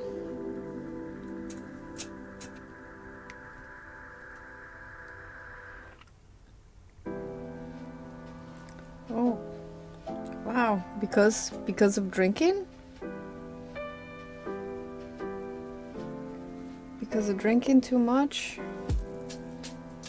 It's terrifying.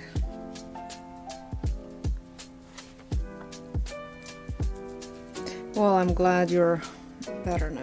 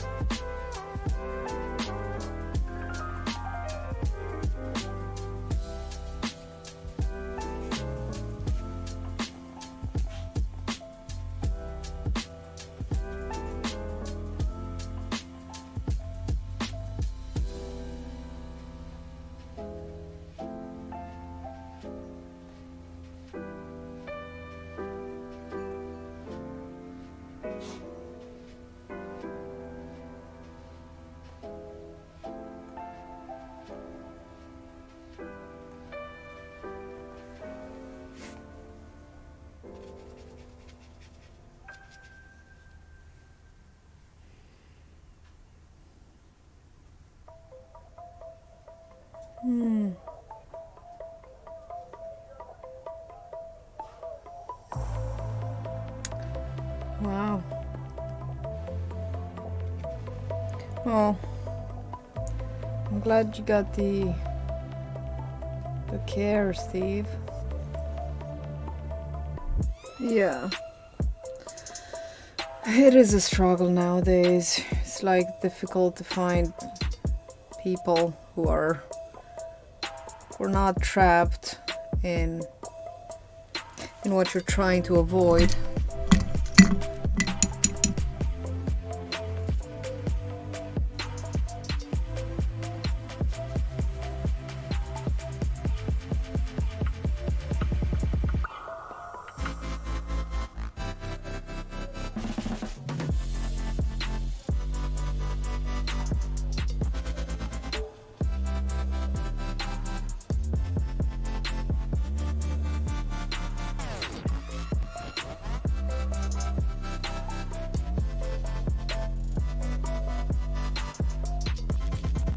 Well, I never would have known. You don't come across as a troubled person, but it's easy not to.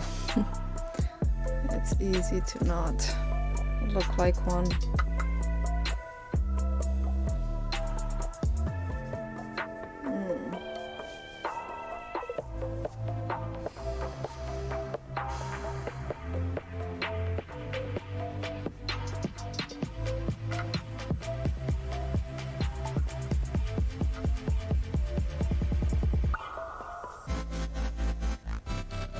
Have you found solutions that work to help you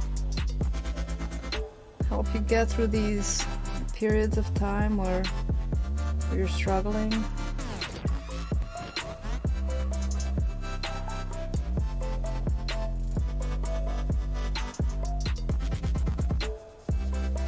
I mean, art helps to a certain degree.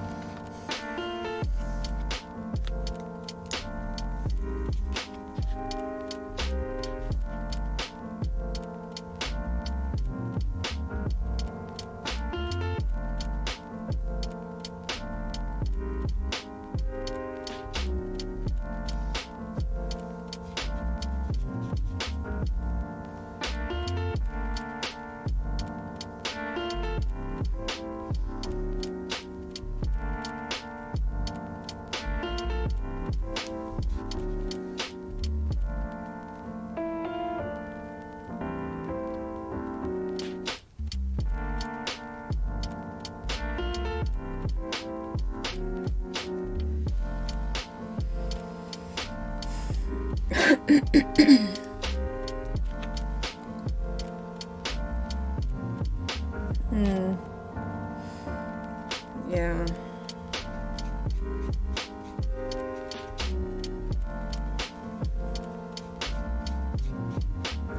Well, that helps if you don't crave it.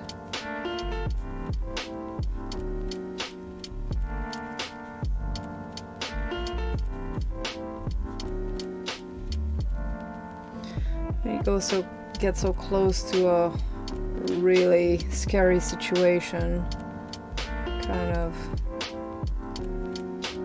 changes the way you feel about certain things.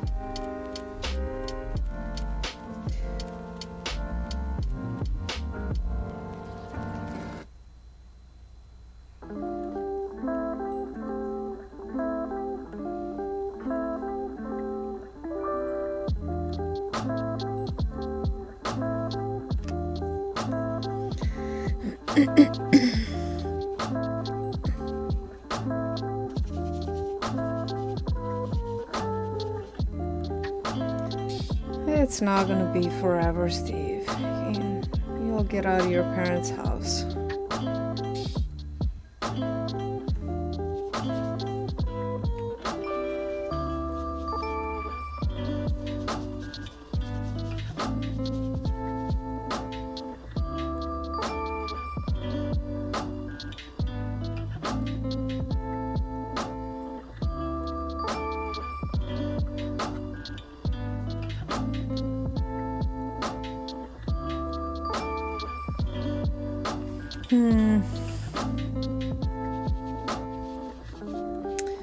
If you have just one friend, it might make it easier.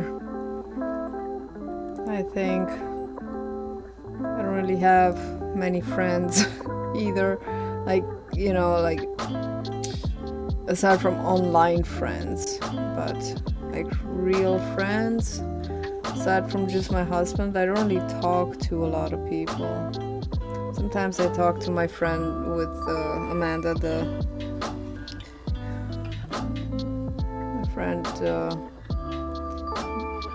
my artist friend who has the studio, and I teach at her studio. But it's not like we're not young anymore. We just like see each other when we need to and stuff, and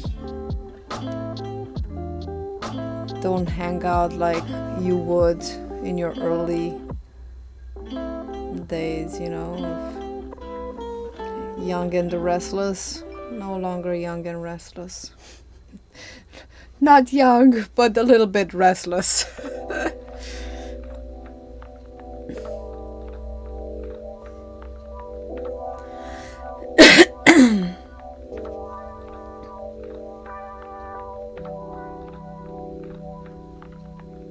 I guess not as restless than when I was young.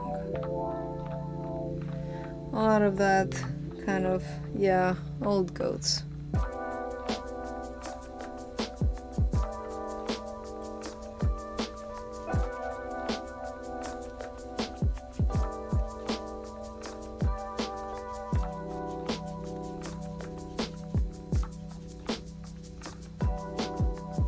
Hey, I'm here when you need to talk to someone, Steve, so I know even if we're online friends and whatever, you can't consider us your friend. You can consider me your friend.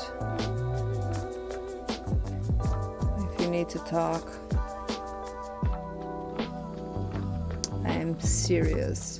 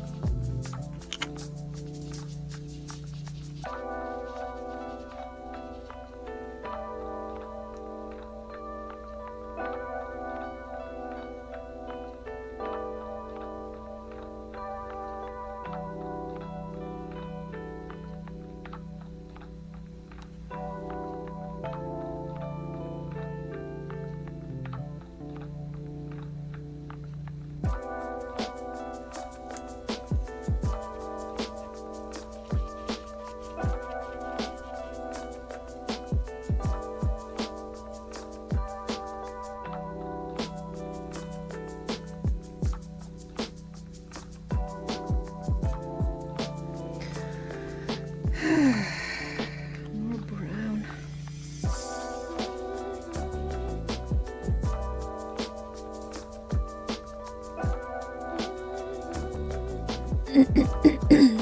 Oh, that's good to hear.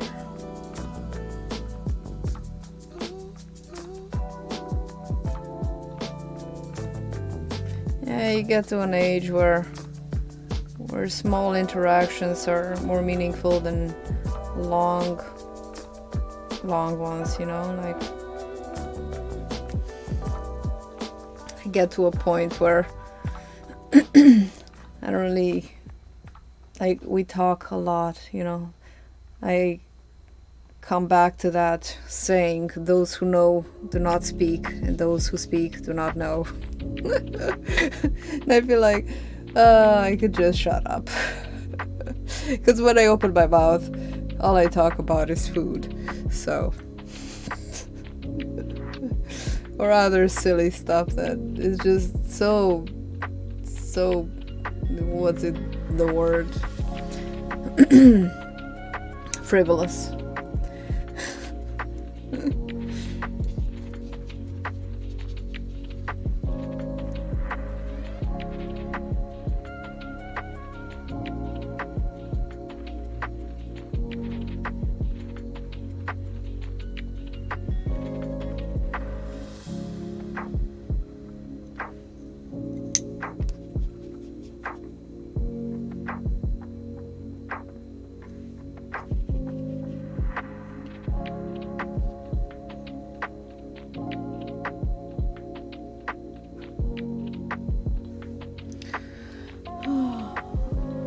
I wonder if my dog pooped in the house.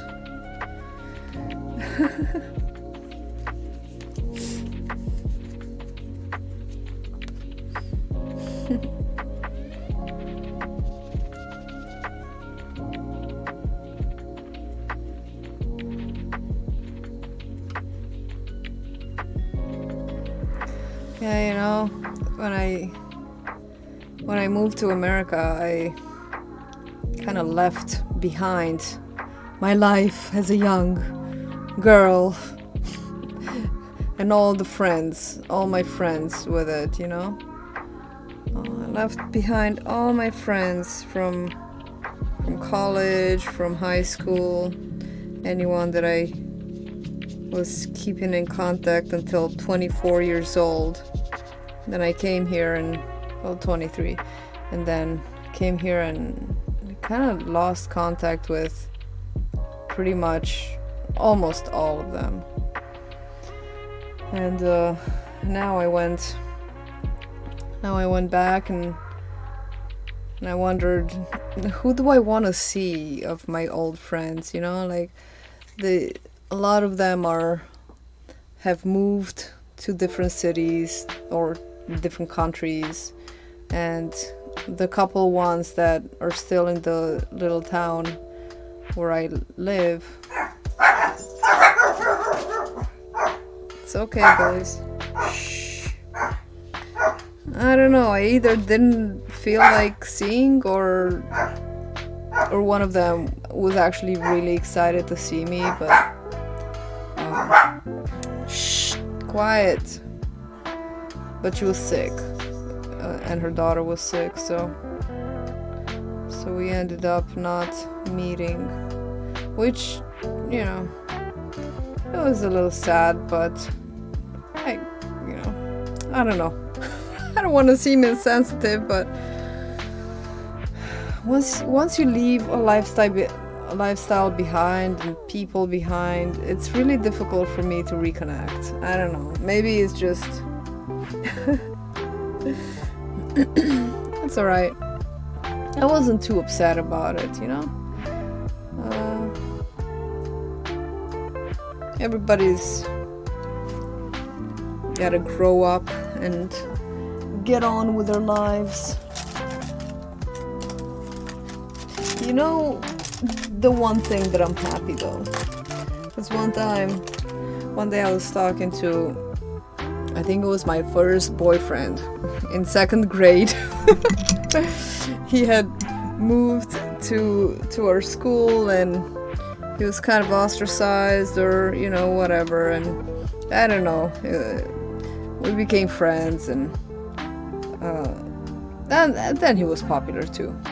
But so I was talking to him, hey, how's your life and stuff, and it was really surprising because when I knew him, he was like this short, skinny kid, and then I looked at his picture now, which I think he's my age now. Like, I'm not gonna say it, but it's up there.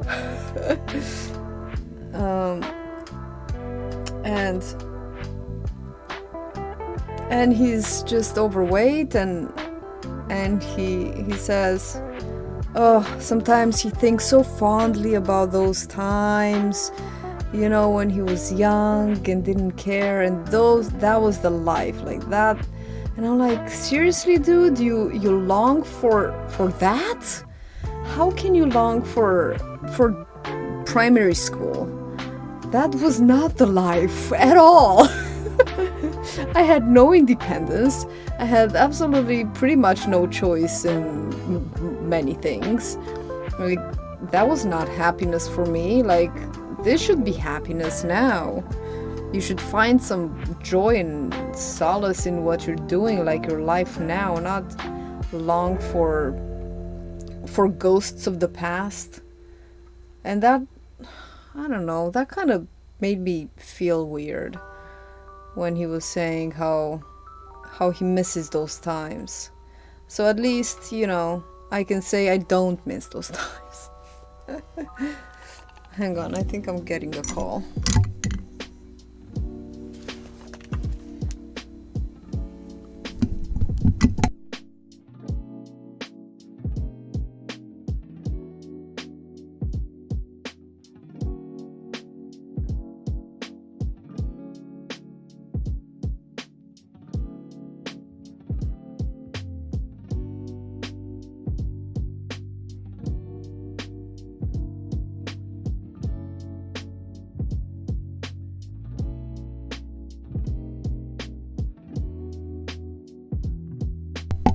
Well, I don't know what that was.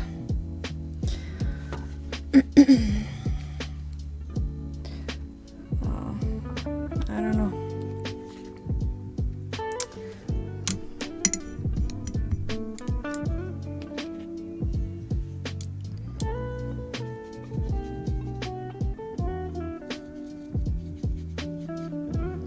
So whatever you do, just don't regret. Don't long for the past. The past is not alive anymore.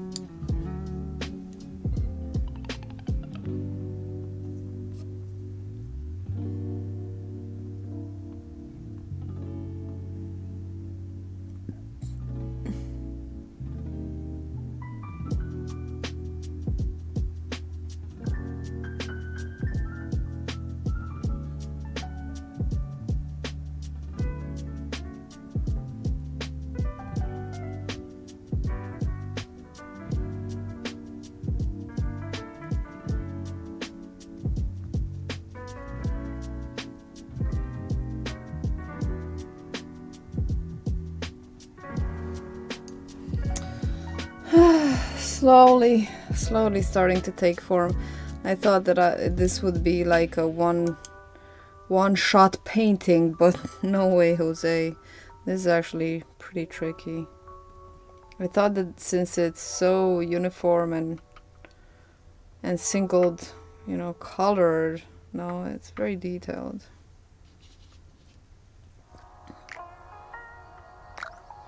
It's okay, this will be the last painting that we'll do, so I might have them finish it at home. That's like my signature move. You guys are gonna finish this at home.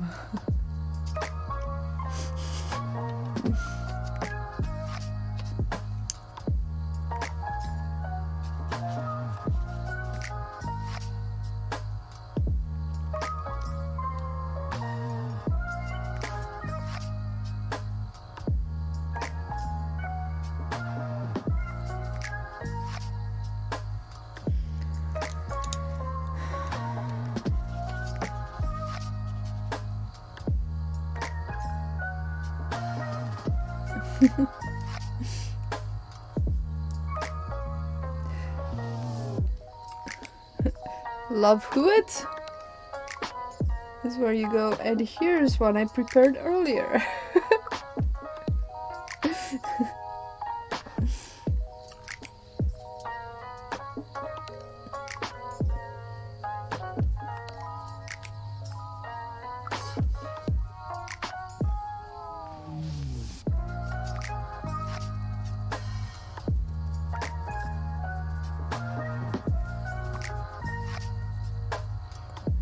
Maybe, you know what, maybe I'll just sketch everything out for them and then just say, now you just fill in the colors. You just fill in. It's paint by number time. Today we're gonna do something different.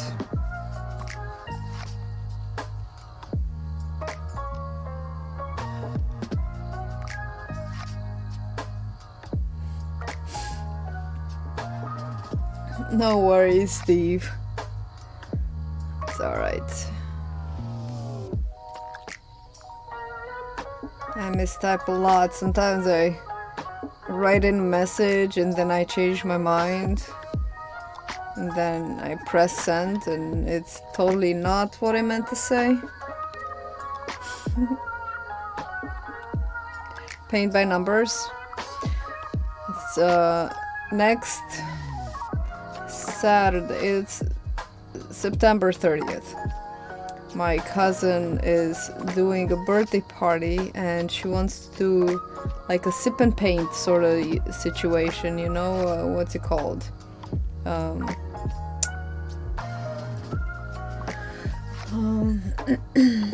A sip and paint. You drink, you paint. One class, you know. You can make a painting in 2 hours. So, of course, I do those too. I host them. Mine are sip and pours. You pour the paint. It's way more fun because you don't have to sit down and, you know, do a specific thing that everybody's doing. You know, you can just do. You can choose your colors. You choose technique, and I think it's a lot more freeing. And it's okay if you get drunk. You don't, you know. Anyway, you don't need a lot of mental acumen for them.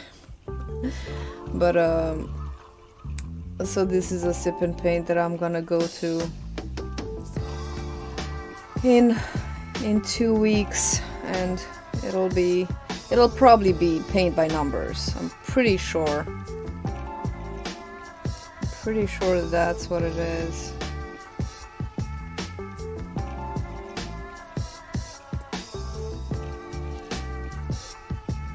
I think you'd find it boring, Quelder. One of the ladies that comes to my acrylic painting classes said that she went to a paint by numbers, and it was, you know, they painted like a red truck. A red truck for the holidays or something like that. Said it was, I mean, it was fun. What can you say? It was fun.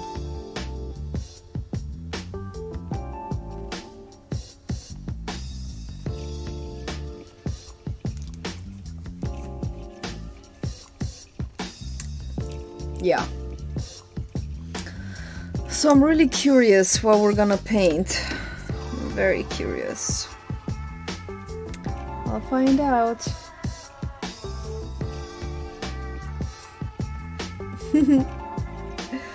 It is. It is legal here.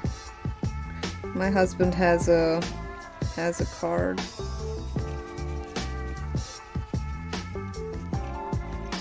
I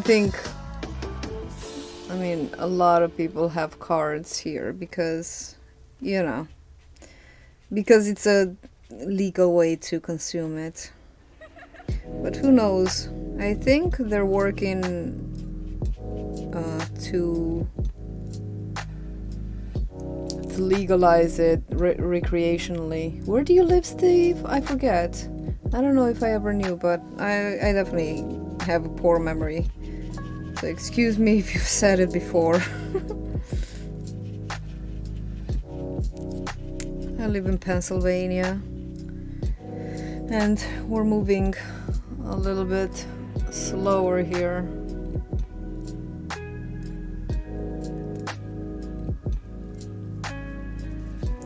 And the rest of the world.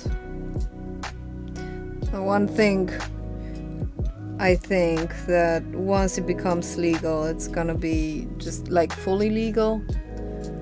It's gonna be a little bit scary about everybody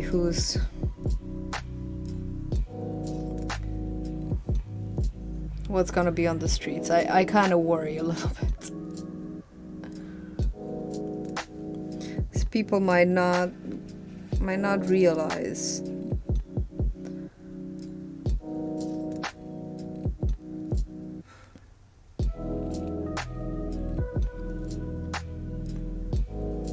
I don't know.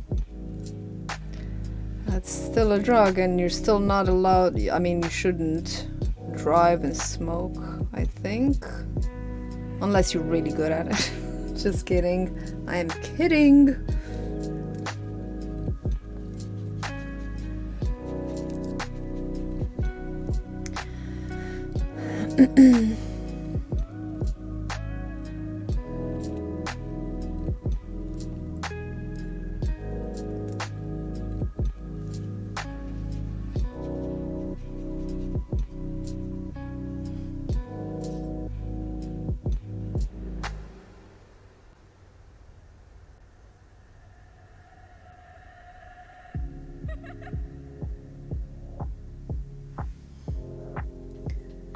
Texas. Ah. Yeah.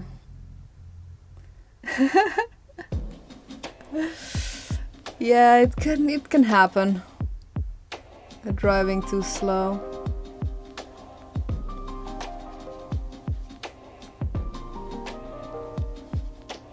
I keep thinking about Bill Hicks, you know, the comedian. Pretty sure you both are familiar with Bill Hicks. he had a skit about comparing, you know, weed and alcohol. Ugh, I think I'm getting another spam call.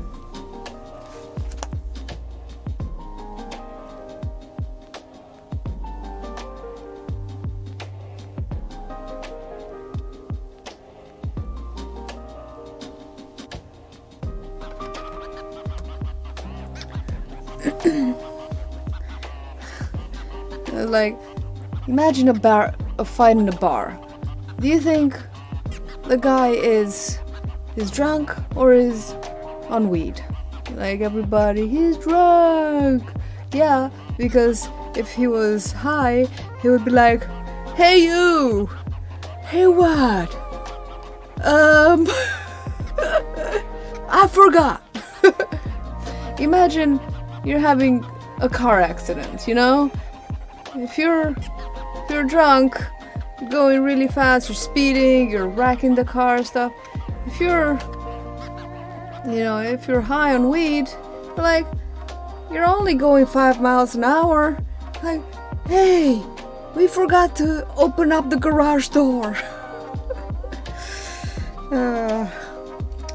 Fun times. I do miss that guy. Really sad that I only found out about Bill Hicks after he was not alive anymore.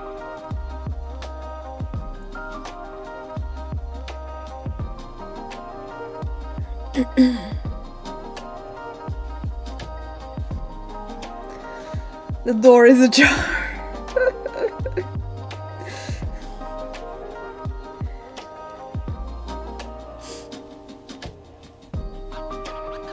What?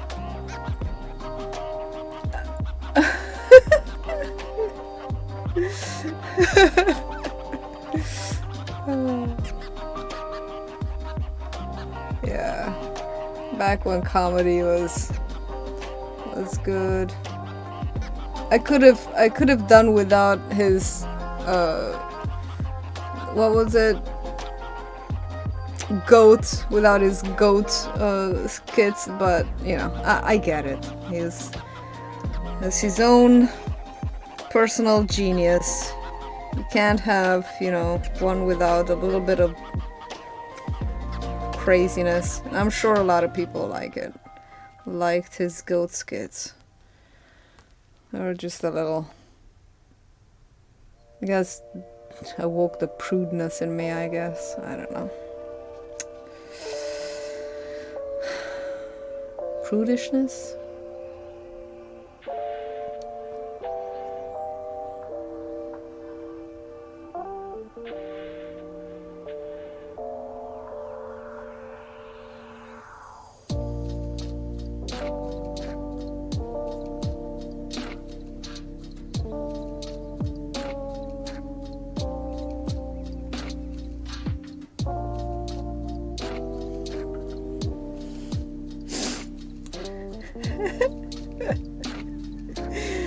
Yeah.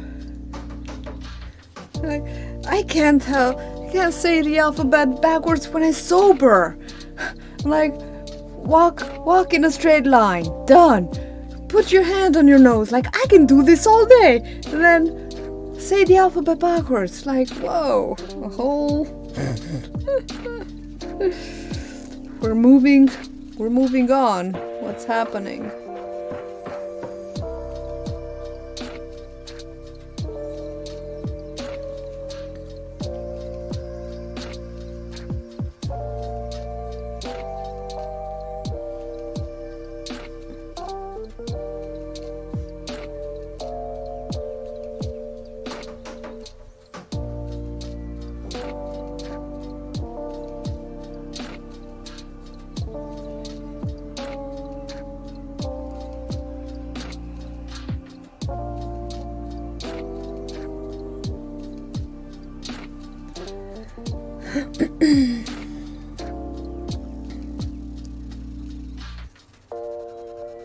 Man, I used to love listening to his music. You guys know Arizona Dream and I don't know, was there lo-fi troubadour? I used to be a little bit obsessed with Bill Hicks for a while there. A few years ago.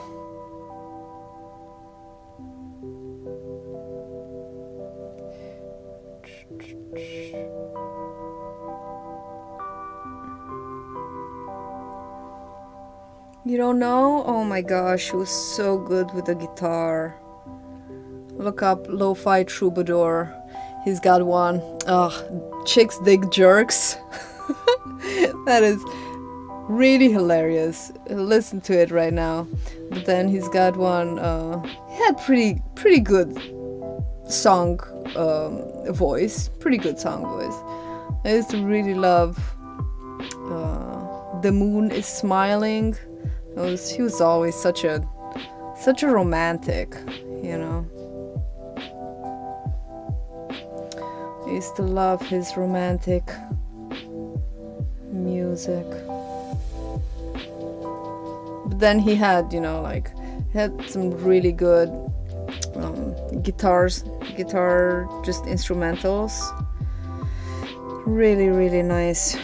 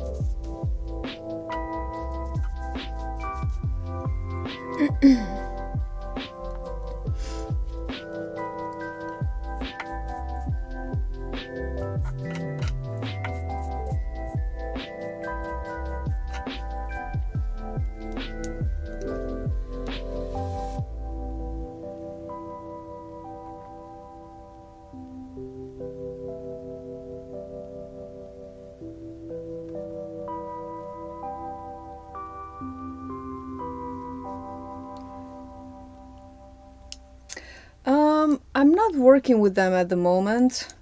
I'm still working with the golden open paints because that's what I'll be using at the class.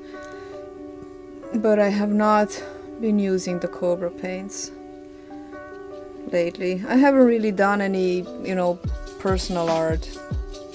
Just kind of, I don't know, just kind of doing these projects. I don't want to say for other people, but you know, not personal art. But I would be enjoying them if I was. Are you? I don't even think that I finished that portrait that I started with first. Yeah. The only painting that I started and finished with those paints is that orangutan smoking a joint that I made for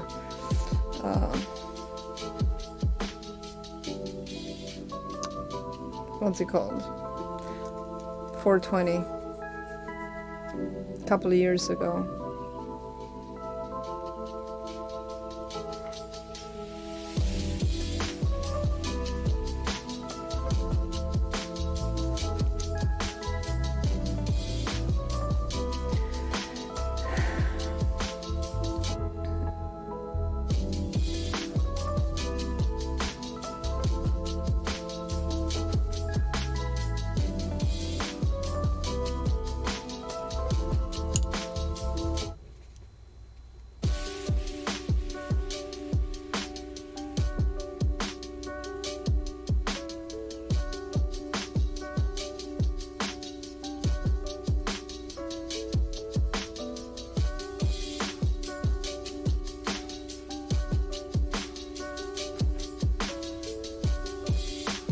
Oh, you mix them with acrylics.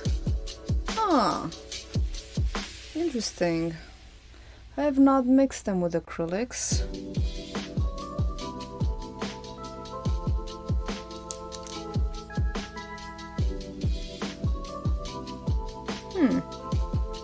Acrylics and oil paints together.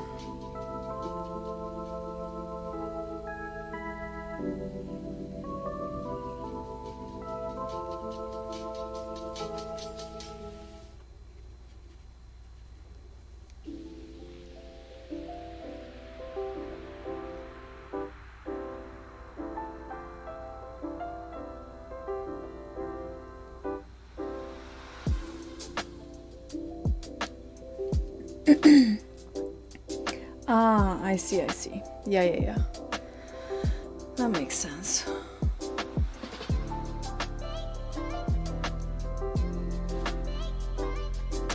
Yeah, I'm looking forward to doing something personal. I just don't know what. I just don't know. I find myself sometimes feeling kind of bitter about always doing, other things than personal projects. And like, I never do anything for myself. And then when I think about, well, what would I paint? And then I draw a blank. I'm like, I don't even know what I want to paint. I'm just a big baby.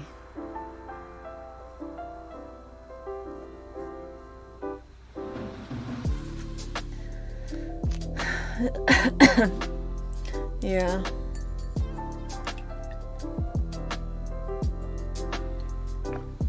What did you use for the Frankenstein portrait? Did you just do acrylics or?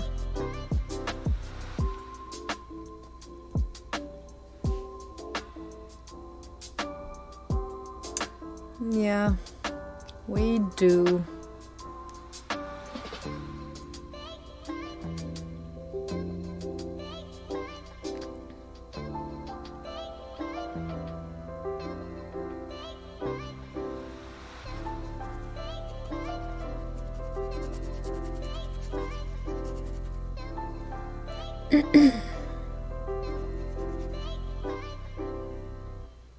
And just acrylics.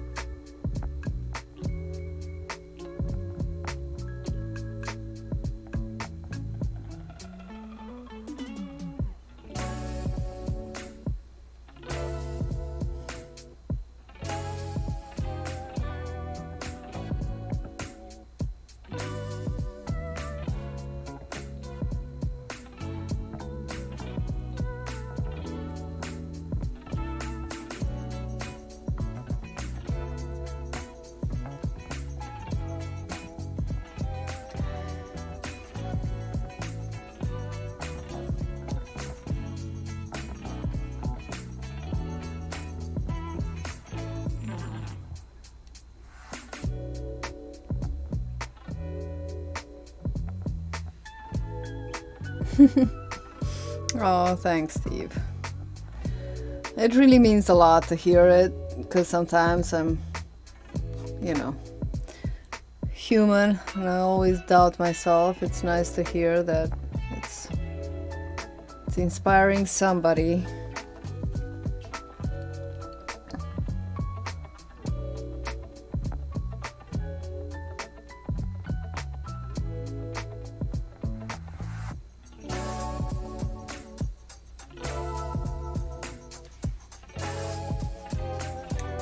Balder does paint. You guys, you gotta check each other on.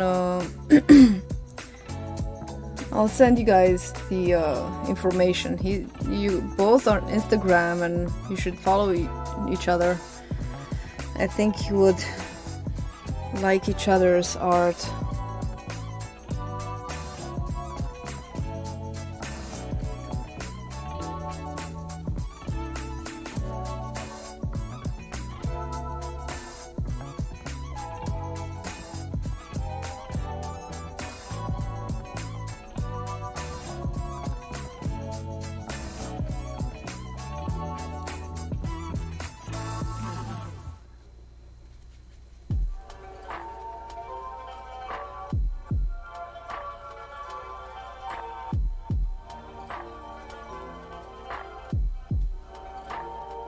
I don't know, for some reason I thought that you did.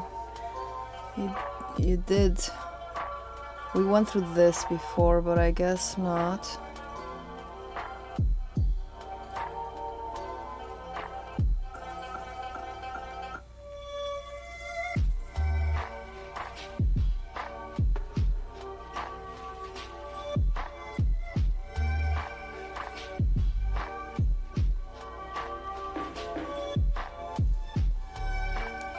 It's alright.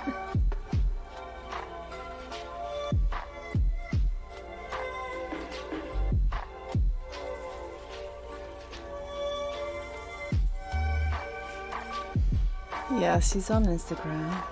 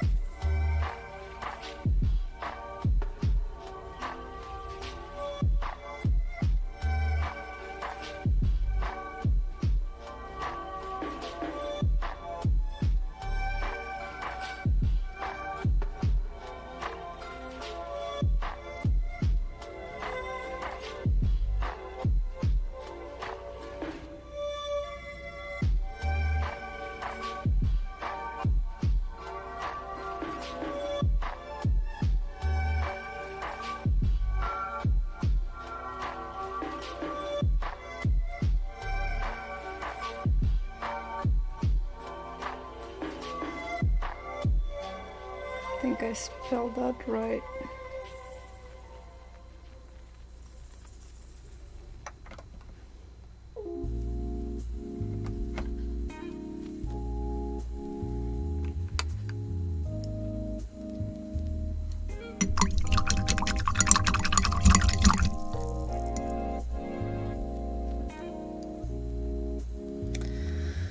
Okay, let's see what else.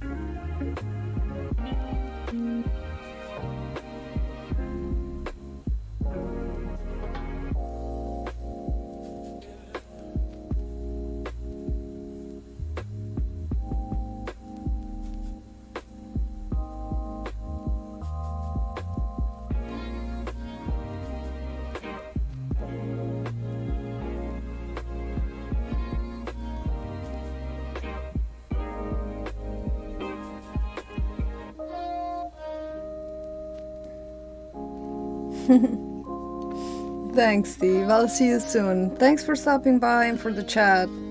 And anytime you want to talk, have a great weekend, my friend.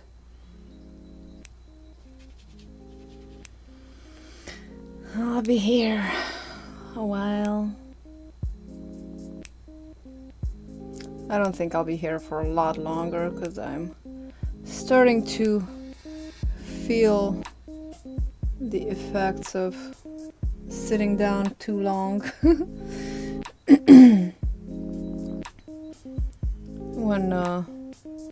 Yeah, I don't think I can sit and paint too long. I get, or stand for that matter.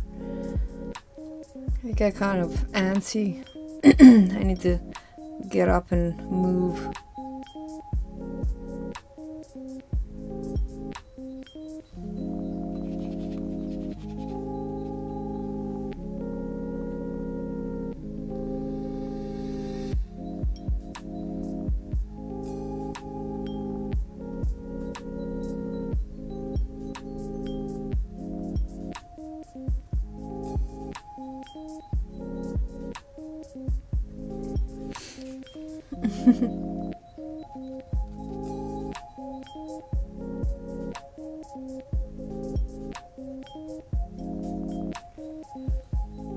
Yeah. Oh wait, I started at 11:15. Wow, it's been almost 3 hours, hasn't it? Holy moly, this painting is off the hooks. Off the hook. Off the hooks. Yeah. I think I'm just going to just put some detail in here and then start saying my goodbyes. Thanks, Qualdar. Really glad you were able to hang out today.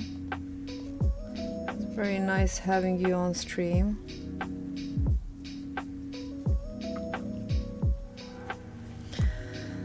I am tired.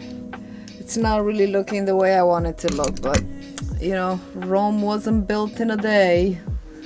Looking a bit brush strokey and a bit unfinished, but I guess it's kind of looking like it.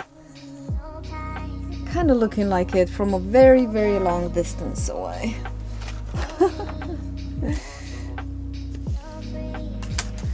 Well, Qualdar, thank you for hanging out. And I might see you next Friday. Not sure though, not sure. Next week I'm starting that mural for another town. It's like a competition, muralist competition. So it's recognizable from Holland. Well done. Very well. Alright, buddy. I'll see you next time. Wow, my headphones are dirty.